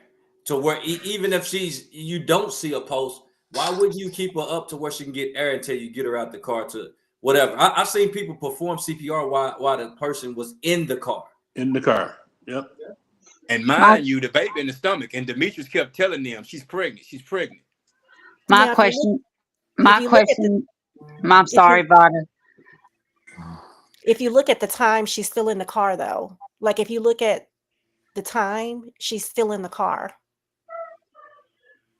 What was the time frame that they pulled her out the car and try to give her CPR? What was that time? Oh, it's coming up. It's coming up. So when you look at this picture right here, they turned her again. They moved her again. Yep. Because her head seems to be up now. My question is why was she not one of the first ones that they render aid to besides the passenger? That's what we're talking about. Yeah, you're right. That's a good question, but that's what we're proving. Yeah, because we're proving that they searched the car instead of doing that. And you got to understand too, they didn't render aid to anybody. Right. That was, the gentleman who assisted the passenger. And they tried to make him leave. He was the first person he came to. But a lot of valuable time was wasted. Look, it's on. It's back on. Sorry. A lot of valuable time was wasted to provide CPR. CPR should have continued to be rendered until paramedics showed up. Yep. To all parties. Trained to do with that. A baby in there. Oh, Quincy, you didn't show the one where he's doing the CPR. Oh, it's. I sent it to him. He probably he got to go back in his inbox. Oh, okay. So this is her right here. Yeah, still in position. Okay. Remember, I said it's gonna be graphic. Witnesses. The witnesses waited out there to 6:30. Some of the witnesses, most of them waited until 6:30 in the morning to be talked to provide their statements, and they did not get to. And that's why they kept Michi in the car to keep him separated from them. What exactly is he looking at? What the cop is looking at when he's doing this? Like right He's there. still Like, searching. Exactly. And that's where she is. Yep. So this is She's still in the Judson car. Graham. him. That's Judson Graham. So now That's he gonna pull her out with one hand very easily. So she wasn't stuck. And he was was this the the lady that was this the lady that said she at least attempted, but she was stuck supposedly? Yeah, she didn't say. She said I didn't try because she was stuck lodged in between the seats. But you see, she didn't do it because really she was out there searching. It ain't even on the body cam that shows her doing anything. Yep. Yeah, because they didn't give us the body cams of the two officers that were there before Judson got there. Yes, they definitely refused. Evidently, they refused to give them or want to act like they forgot or whatever. But we didn't get them. Y'all still don't have them? That So right here she's pulled out, right? Didn't have anything on it, so it could have been one of theirs. And when this you is click where on it, she's nothing's pulled on it. out. This one is important because this is Judson Graham doing CPR. chest compressions. Aubin is sitting there talking to the lady with his hands in That's his pocket. Aubin in an Adidas jacket. Right. The fact that they're not even around her to even help. He's still allowed on the crime scene after committing the crime. Clearly, look at the way he's standing. He's standing as a person that's trying to keep himself together. So you can definitely tell he's probably inebriated for sure. Mm-hmm. What's the time frame on that one? On the compression? It is 2:32. 2:30. That's when they pronounced her dead. Said she was gone. Mm-hmm. So you could say almost 5 to 10 minutes that went by. You could say She had tears on her face. And Blood Judson was the only one that had gloves on. He was, and that just shows he was. Besides the other black EMT, he's the only one that it attempted to so-called. Is that the dude with the watch? No, that's a tattoo. And the dude with the watch was the sergeant. And that's the next story with the racy wine bottle. Let me see.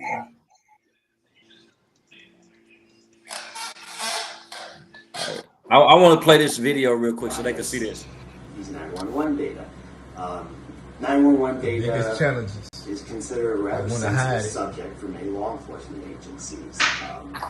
It's governed by the FBI and the Texas Department of Public Safety. There's information that shouldn't go out. And so we have to work with them and to explain what we're doing and why we're doing it. And the biggest challenge is getting agencies, working with agencies.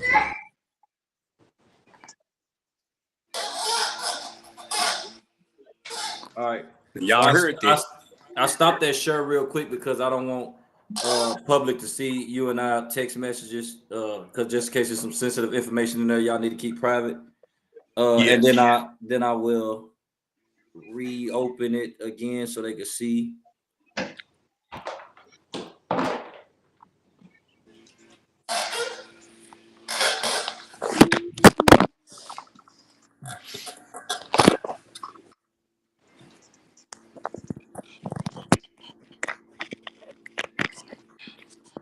All this is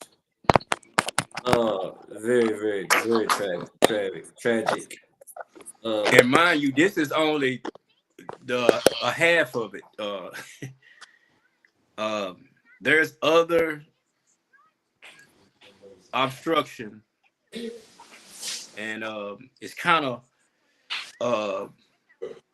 if you can show the picture that I sent you of the racy wine bottle beside the other picture. You talking about with 2 and 1. All right, so and you can see the water bottle in that picture, more clear. Before. All right, so look, so let's show this. Like you talking about this one and this one. Yeah. Now, when you look at that, that's got yellow. That's 2 different objects. But you see the water bottle is made to like it's a ghost bottle. That's an edit. but they put racy at the top of it. That's an edit. They want to make it seem like that's what it was in the car, like it was a piece of paper with yellow below it. No, they edited that. Go to the picture where it turns into a white screen, where some kind of redactor or whatever they use to edit it. If I can find that one. Stop sharing while I find that one. I think you might have sent that to my cell phone.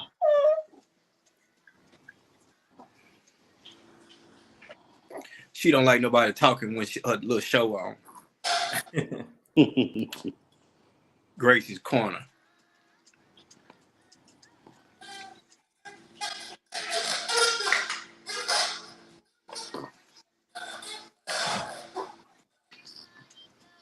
I'm gonna put this up too. I have so many messages. It's hard for me to find it.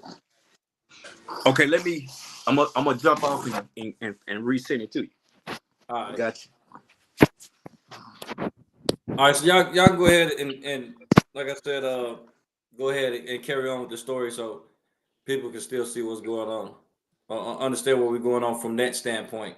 From where we it for me, it's just charges brought up against this man, officer, the DA. Yeah, I don't see how they're able to get away with this one.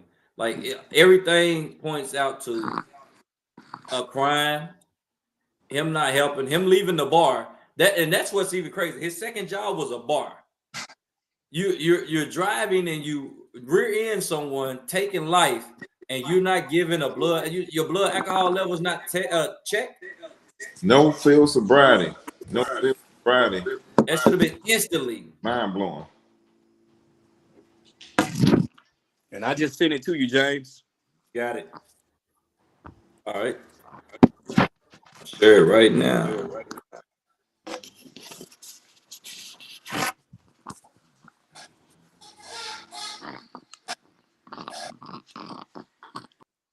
There you go. So you can explain this to us, Quincy.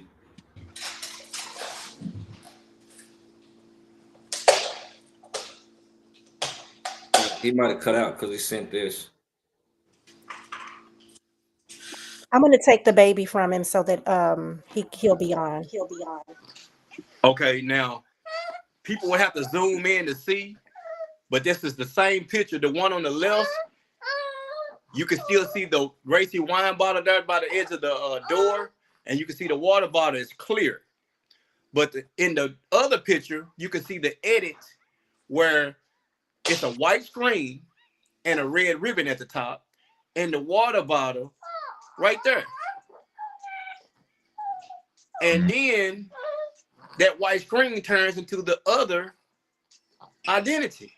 And on the body camera, this is when he reached down and picks up the actual racy wine bottle because he's thinking in his mind that it's going to make it look like he's picking up some paper.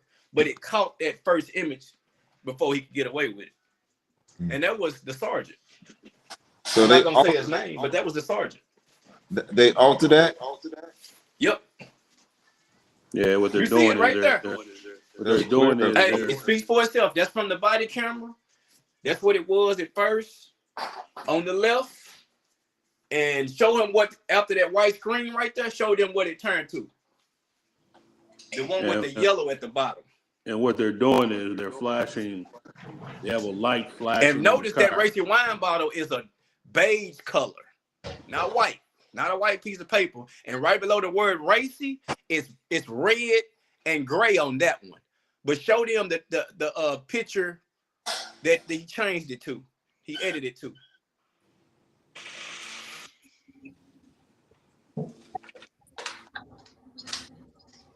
That right there says racy, but there's yellow below the word racy. And that's a white piece of paper.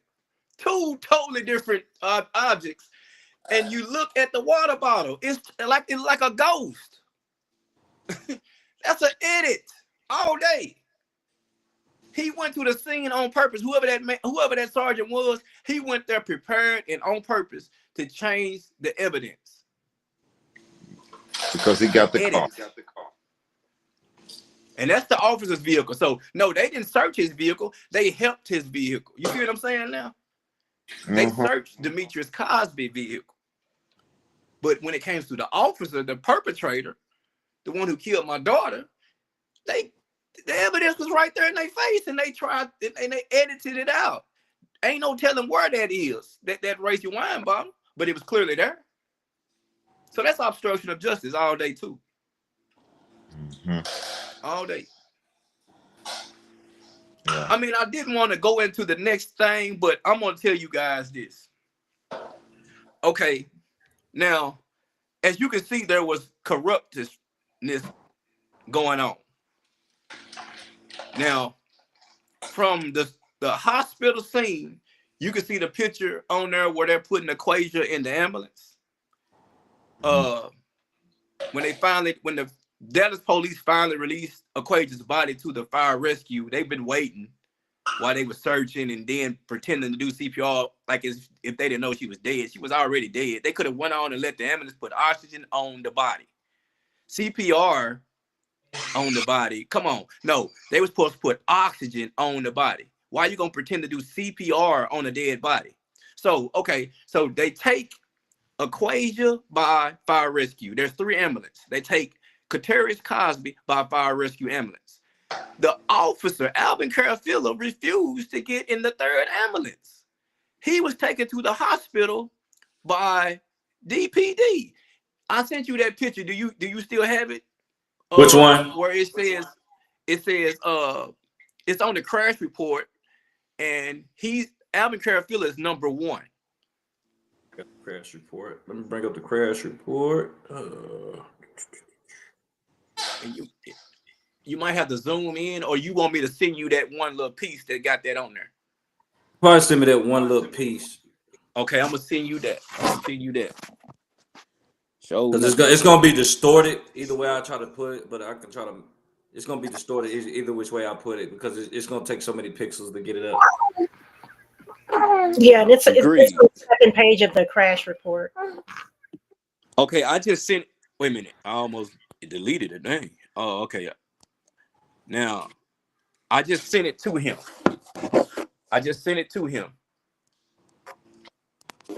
Okay. And you can put that up there.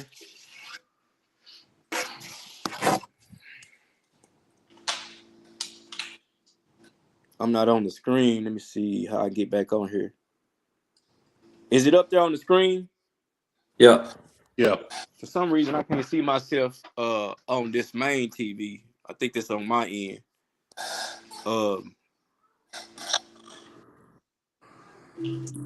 Okay. Let me log back on my. Okay. Now, if you zoom in on that at the top, Alvin Carafilla is number 1.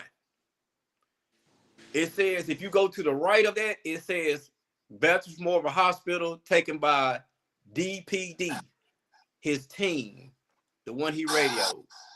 Number 2 is Katerius Cosby. He was taken by fire rescue. Number 3 is Aquazia. They put the date out there by Clyde Hurst because that's the day she deceased.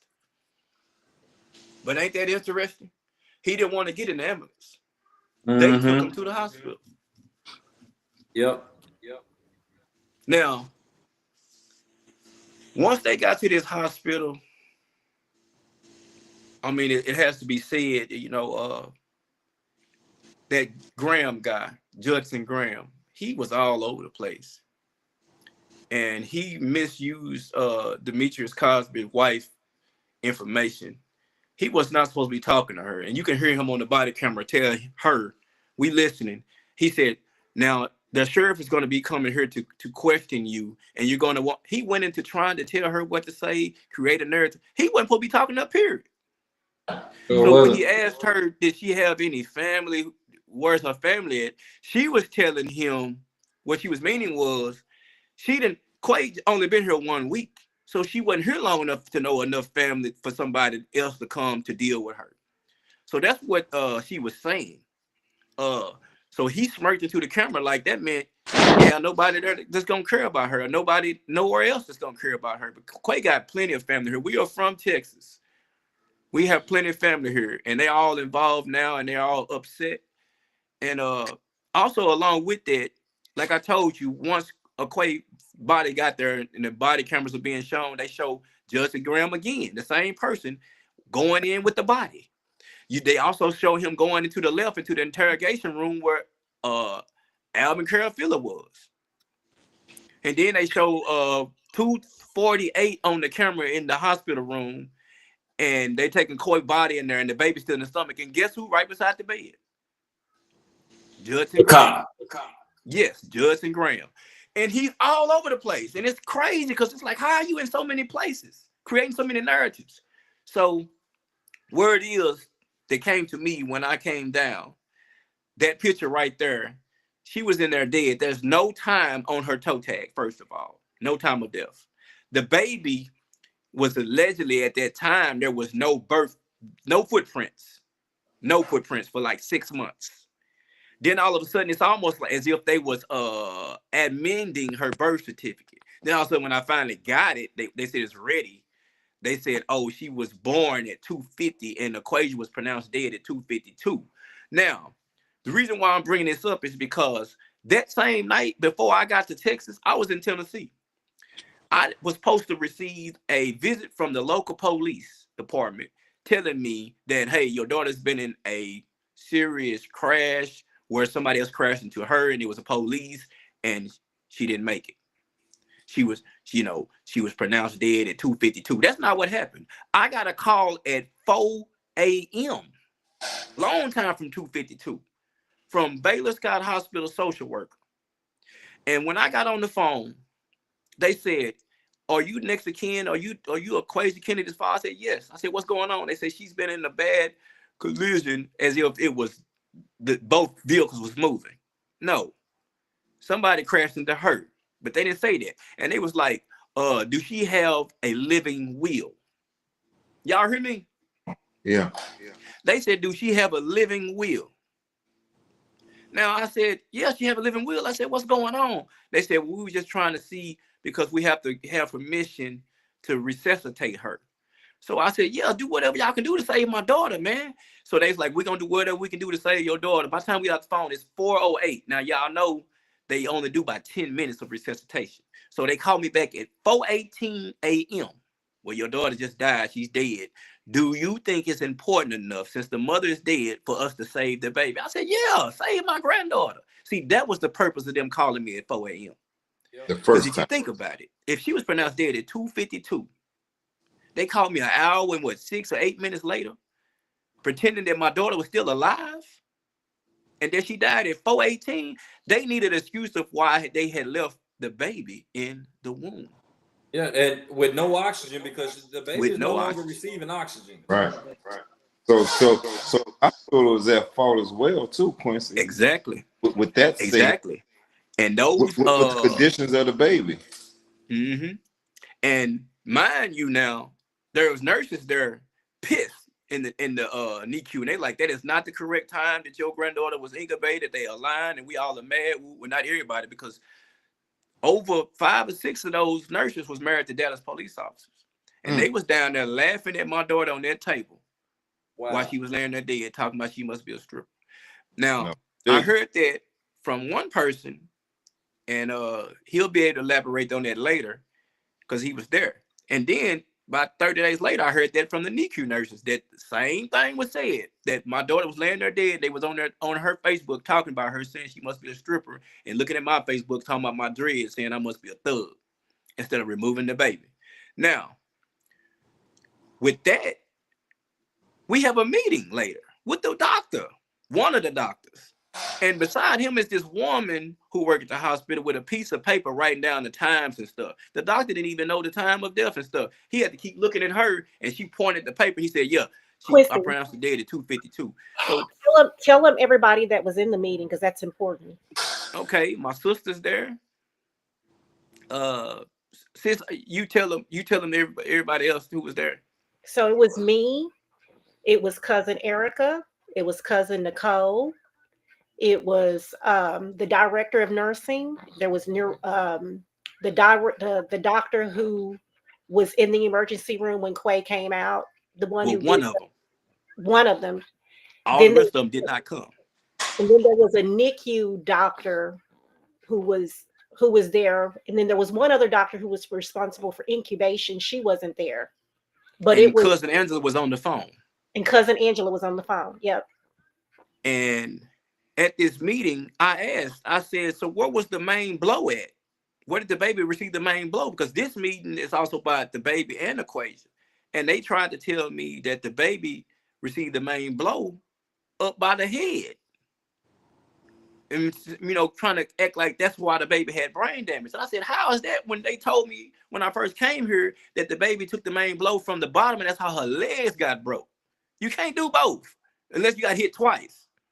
So that the woman with the blown black hair, she come in and she's like, no, that's not what happened. She said the baby did take the blow from the bottom of the body where her legs got broke. The reason why she has brain damage is because the placenta it ruptured, meaning she was left in the womb too long without oxygen. And they tried to cover that up. That's why they called me at 4 a.m. pretending that my daughter was still alive. Catch 22. So since I was there at that hospital asking too many questions, they got kind of frustrated with me. So they set up this another meeting. At this meeting, it was set up with the patient relation woman. I ain't even gonna say her name, but she set the meeting up. And she set the meeting up exactly for me to ask questions about my daughter and my granddaughter. Why else would I want a meeting? To talk about tacos? Just think about it. So I got the paperwork from the woman, and she don't even realize that. I got the paperwork that set up the meeting, and what it explains exactly what the meeting was supposed to be about. This woman set the meeting up with the wrong doctor on purpose. Reason why? So when I go to asking questions to the wrong doctor, she's able to say, I'm out of line and hollering at me. And the doctor and me and him get into a little confrontation, not fighting, nothing but verbal confrontation. Because he's like, I don't know what you're talking about. And I said, man, you do know what I'm talking about, because I'm trying to keep my voice low, because I realize I'm a black man. I'm keeping my voice down. And I'm saying, you don't know what I'm talking about, because you are the one who operated on my daughter. And he said, no, I'm not. He told me he was a totally different doctor, and he got to arguing with the woman beside him, the patient relation woman. And he said, why would you call me to this meeting if this is what they want? And that's when I caught on. She purposely set the meeting up with the wrong doctor so I can get into it with him to make me like an angry black man. So she got loud with me and said, you are in the wrong. And I never got loud with her. My sister looked at her and said, what you say when you looked at her, sis? I said, she has to go.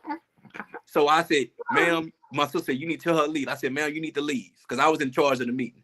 So she stops by the door as she gets up and leaves, and she hollers at me one more time. You don't have to holler. So she exits out of the room and go call the police. So here it is, me and the man, we realized that we almost got into an argument, because we didn't argue, we just had a misunderstanding. We almost get into this argument over something she set up. She set that up on purpose. So I get up and I go outside, and cousin Nicole go out there with me, because she could tell I was kind of angry. So as we sitting outside the door, the police come. Mind you, this is not Dallas city police. This is the Baylor Scott white hospital police. So they come, and they had their hands on their holsters, and they looking angry. And the reason why is because, okay, we go back in the meeting, and they come back in, they come in with us, and they're like, is everybody all right in here? And they're like, everybody in the meeting, our side and the other side. Everybody was like, yeah, everything's fine. Everybody's okay.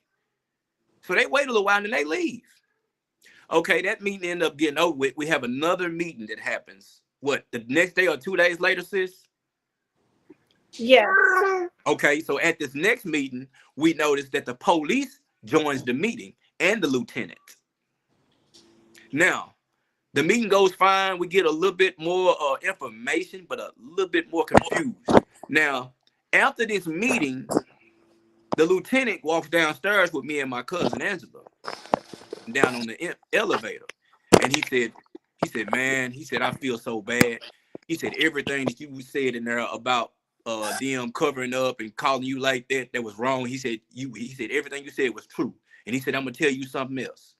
He said, man, them people told us at that meeting yesterday. He said, that's why we came to this meeting. He said, because they told us that meeting yesterday that you held them against their will and barred them in the room, and they was in fear for their life. And he said, man, we could have killed you. He said, that's how they get black men killed in America today. He said, we know they was lying. He said, but at that time, they didn't know. And that's why they came there on high alert. Now, had I been in that room by myself, they probably would have killed me. They'd have killed you. Yep. So they tried to get me killed. Baylor Scott Hospital. They was mad because I was asking them questions about what went on with my daughter. So they kept trying to set me up constantly.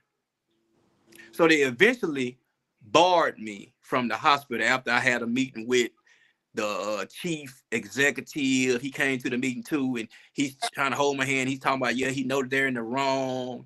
And he's talking about, you know, how the woman mistreated my granddaughter also because she neglected my granddaughter. This is where my granddaughter had to be put on extreme high level of oxygen.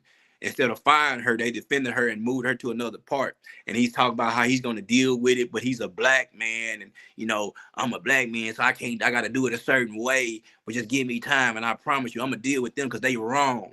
Okay. Then he goes into talking about what kind of truck you like. You like SUV, what color?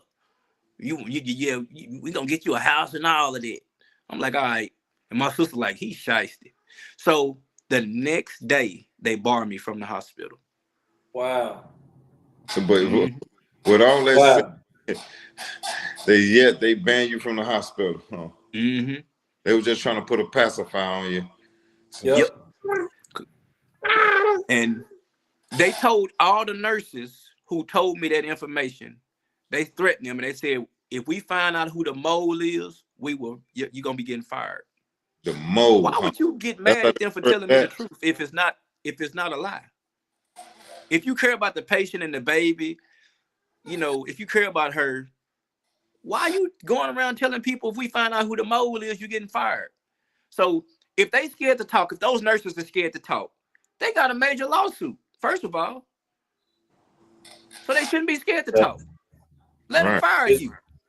Yeah, we got your back. They shouldn't be held like that. You know, they know that a lot of people got careers, they got to take care of their family, so they push them like that. But the good thing about what you all are doing is you're gonna bring awareness to the whole situation, and then whenever you hit the courts, because you're gonna hit the courts, and whenever you win, it will give people some kind of security that now retaliation can't be done. Because just think at a lot of jobs they can do that to them, and those people still have to take care of their families. But once you all set the snowball in motion, and they get subpoenaed to court, then they can tell their truth without retaliation. Yeah, so our statement here is all about, you know, allegedly, you know, we have body cam footage to show things that we're talking about. It gives us the right to be allegedly speaking on these things, and allegedly the things that happened at the hospital. You know, I have yet to get that information. I did send in a complaint, a grievance against the hospital, so I can speak on it. They did do their little denial because, you know, eventually, of course, they're going to do that. But in their denials, they left out the fact that I did send in a complaint about them saying that I barred them against their will in a room against their will. They left that out. And like you said, in the court of law, it's going to come to where they're going to have to tell the truth. They're going to have to. If anything, the patient relations lady, she was the one who actually stood in the door. And she was the one who was blocking the door. Nobody else blocked the door. She was the one who blocked the door. Because we kept asking her to leave and she wouldn't leave. So did the hospital, so now all of a sudden the hospital has no video surveillance all of a sudden, especially to entrances? They claim that it's a certain way you have to get things here. So, yeah, I guess it depends on who you is. They got to get subpoenaed, in other words. Yeah, and then even when you subpoena, they want you to do a what is it called? Compel. All that do is give them time to redact stuff, man. And it's been over a year. I tell you, y'all definitely gonna be in for a fight. You know what I'm saying? And it could be 2, 3, 4 years. But the thing about it is they want you to do exactly what they thought you was gonna do when you first came to Texas and run back to Tennessee and forget it.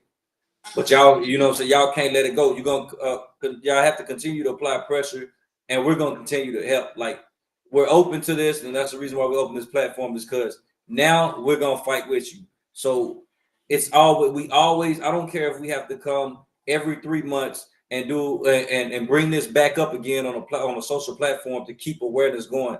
We have to do what we got to do. And I get it. I understand. It's most people in the world are officer friendly, no matter if they innocent or guilty. I get it. They're gonna look at a person like me with dreads, and it's easy to make me look like a guilty person. But I'm not the defendant. Keep that in mind, people. I'm not the defendant. I didn't kill my daughter. My granddaughter didn't kill her. Demetrius Cosby didn't kill her. Katerius Cosby didn't kill her. Alvin Caravilla, Dallas police officer, killed my daughter. So when I say that, I'm saying this because that altered my whole life. That night, I had to move from Tennessee to Texas and just leave everything behind. All of my belongings, all of my kids' belongings. My 14-year-old, he's 15 now. My 12-year-old, she's 13 now. They came with me. I have been having custody of my kids for over 10 years. Now, they had, their mother, she didn't have the luxury of coming down here. She's only been able to visit because she's disabled.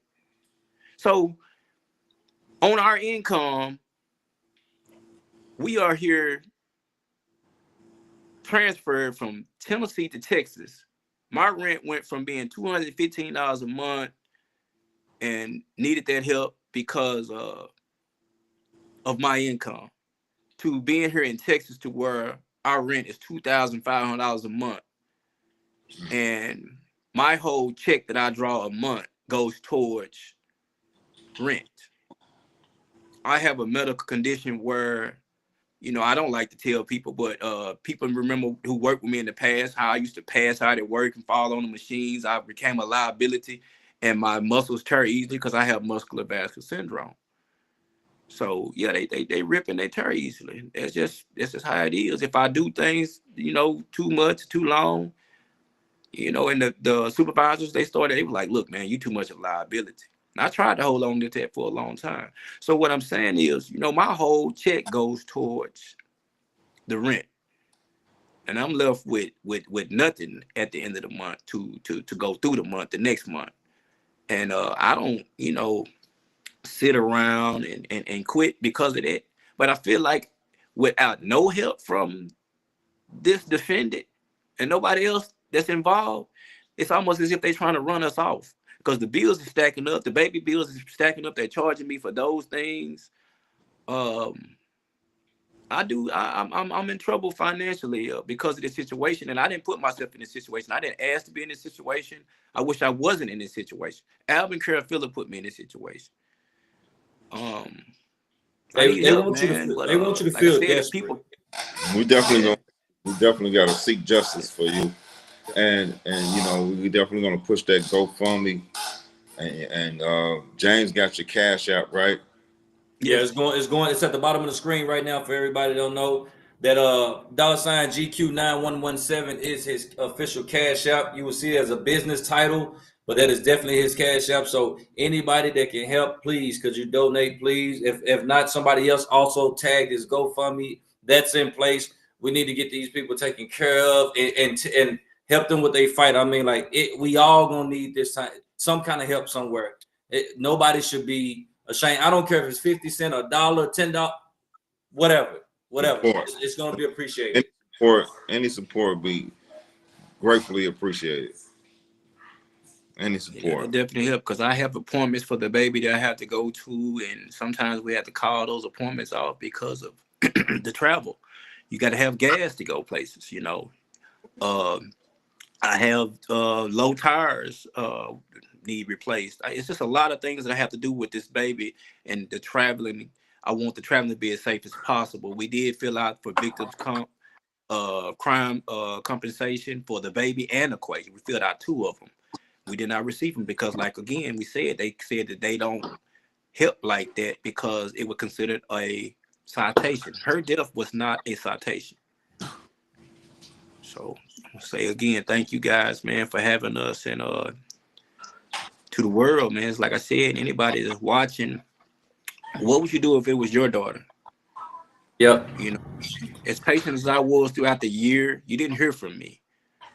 But just imagine how respectful that is to just go through the whole year being patient, waiting on anybody from the law enforcement to come with any kind of information, knowing that the investigation was already over with, and you still don't know from them what's going on at all. But all you do know is your loved one, your daughter, or your son. It could be anybody. It could have, he gonna end up killing somebody else. It could be anybody in your family that you care about is sitting there dead in real reality, but you're being ignored. That's not how you're supposed to do it. You know, what kind of message does that send? Just imagine, what it's almost like, okay, you go out and allegedly, just think, you go out and you can hit somebody with your vehicle from behind and call your friends and they come and cover it up. The police, they shouldn't bother you then. You supposed to be able to use what he did as a defense and get out of trouble. You don't never supposed to get in trouble for hitting somebody else's car from behind and killing them, is what they're saying. Right. Yep. Wrong message. Definitely. That's the wrong message to send to people. So, Hey, Quincy, this is can you hear me, Quincy? Yes. Listen, I'm out here in New York. What I'm gonna do for you, I run a lot of charity basketball events out here in New York. James could tell you what I do. I'm gonna set up a couple basketball events for you under your daughter's name with permission, if that's okay by you. And whatever proceeds I got, I'm gonna send it your way. And if you need help to get to appointments, let me know. I'll give you my Uber information because I do get a massive discount to help you at least get to your appointments from point A to point B. That's wired up, man. I like that. You got my permission. All right. I just wanted to make sure I got your permission to do so. I'll send you the video, so all everything I do, so you could be linked up to it and stuff like that. And all the proceeds I collect, I'll make sure I send them out to you through Cash App or whatever you feel comfortable doing. All right. Right. I did deal with the GoFundMe thing. If people want to send there, that's understood. Okay. I did have trouble with the GoFundMe when the funeral was actually going on, and the more people sent, it ended up being this high charge, and we still had to come out of pocket and pay over $4,000 more out of pocket. Actually, I didn't even get to bury her yet. So I kept her body in the freezer for over 6 months and just went ahead and had her cremated. But we still want to do an iron and have a burial in Tennessee. Okay. So majority of people who knew her for the majority of her life, where she was born at in Tennessee, can come to the funeral to the burial who wasn't able to come to the funeral in Texas. But that's going to take money. Okay. I haven't been able to bury her in a sense, it's a year later. And to have a burial for her daughter future, where her daughter will be able to go visit a grave site. Yeah. yeah. We definitely gonna try to work our avenues and work our ways to get that to happen. I think we can come up with, like Raul said, we can come up with a few things, and we know a few people to where we can try to make that happen. All appreciation, man. All appreciation. I definitely can tell, and I feel like I'm not alone. I know for a fact, as a police officer, he has plenty of people with him. As shown, he has plenty of people with him, and they stand. And there's a lot of them that's not, though. I believe there's a lot of police officers who believe in making what's right, and what's wrong. Yeah. So. Yeah, he got his army. He got his army, and you got yours. So we definitely. Right. We're ready to go to war. We're gonna keep going to war until it's over. I'm definitely gonna go to war for you, man. Thank you. Mm-hmm. And my condolences to you, Quincy, and to you, Mom. Thank you. Definitely. May God bless y'all, man. We're gonna keep praying for y'all, and we're gonna do everything we can for you guys. You know what I'm saying? To try to get y'all some more support with your Quincy on trying to get what you need to get, trying to get you there. Yeah, the mom, that's Jennifer Thomas. She's in Tennessee, and she, she been there with her other kids, and she had a hard life herself. She went through having a brain aneurysm that altered everything with her, and she has the biggest aneurysm recorded in the world in the inside of her brain, and it's a magical wonder that she's still hanging on after something like this. But yeah, she's up there in Tennessee, and I'm down here in Texas.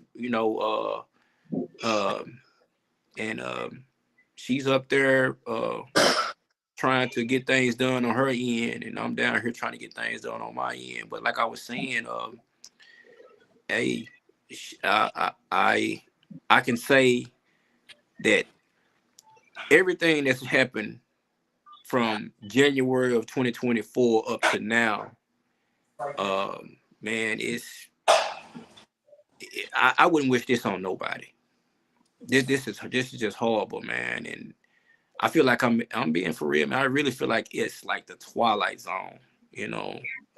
My whole life was altered because of his actions, his callous, reckless actions, and the other officers who are involved in this obstruction and allowing my daughter to sit there and transition while they search the vehicle.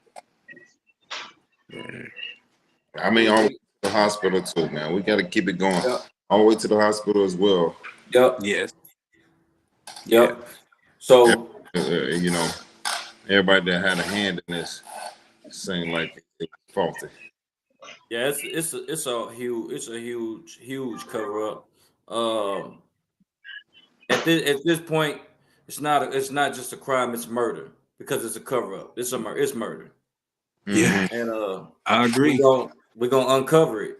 I mean, if they don't want to do the job, we're gonna press them to do the job. So they can hear it first. They can guarantee to start seeing us at least every 3 months in a big uproar, or if not more. And they're gonna continue to hear it until you get some justice. Till both of you parents get some justice in your family.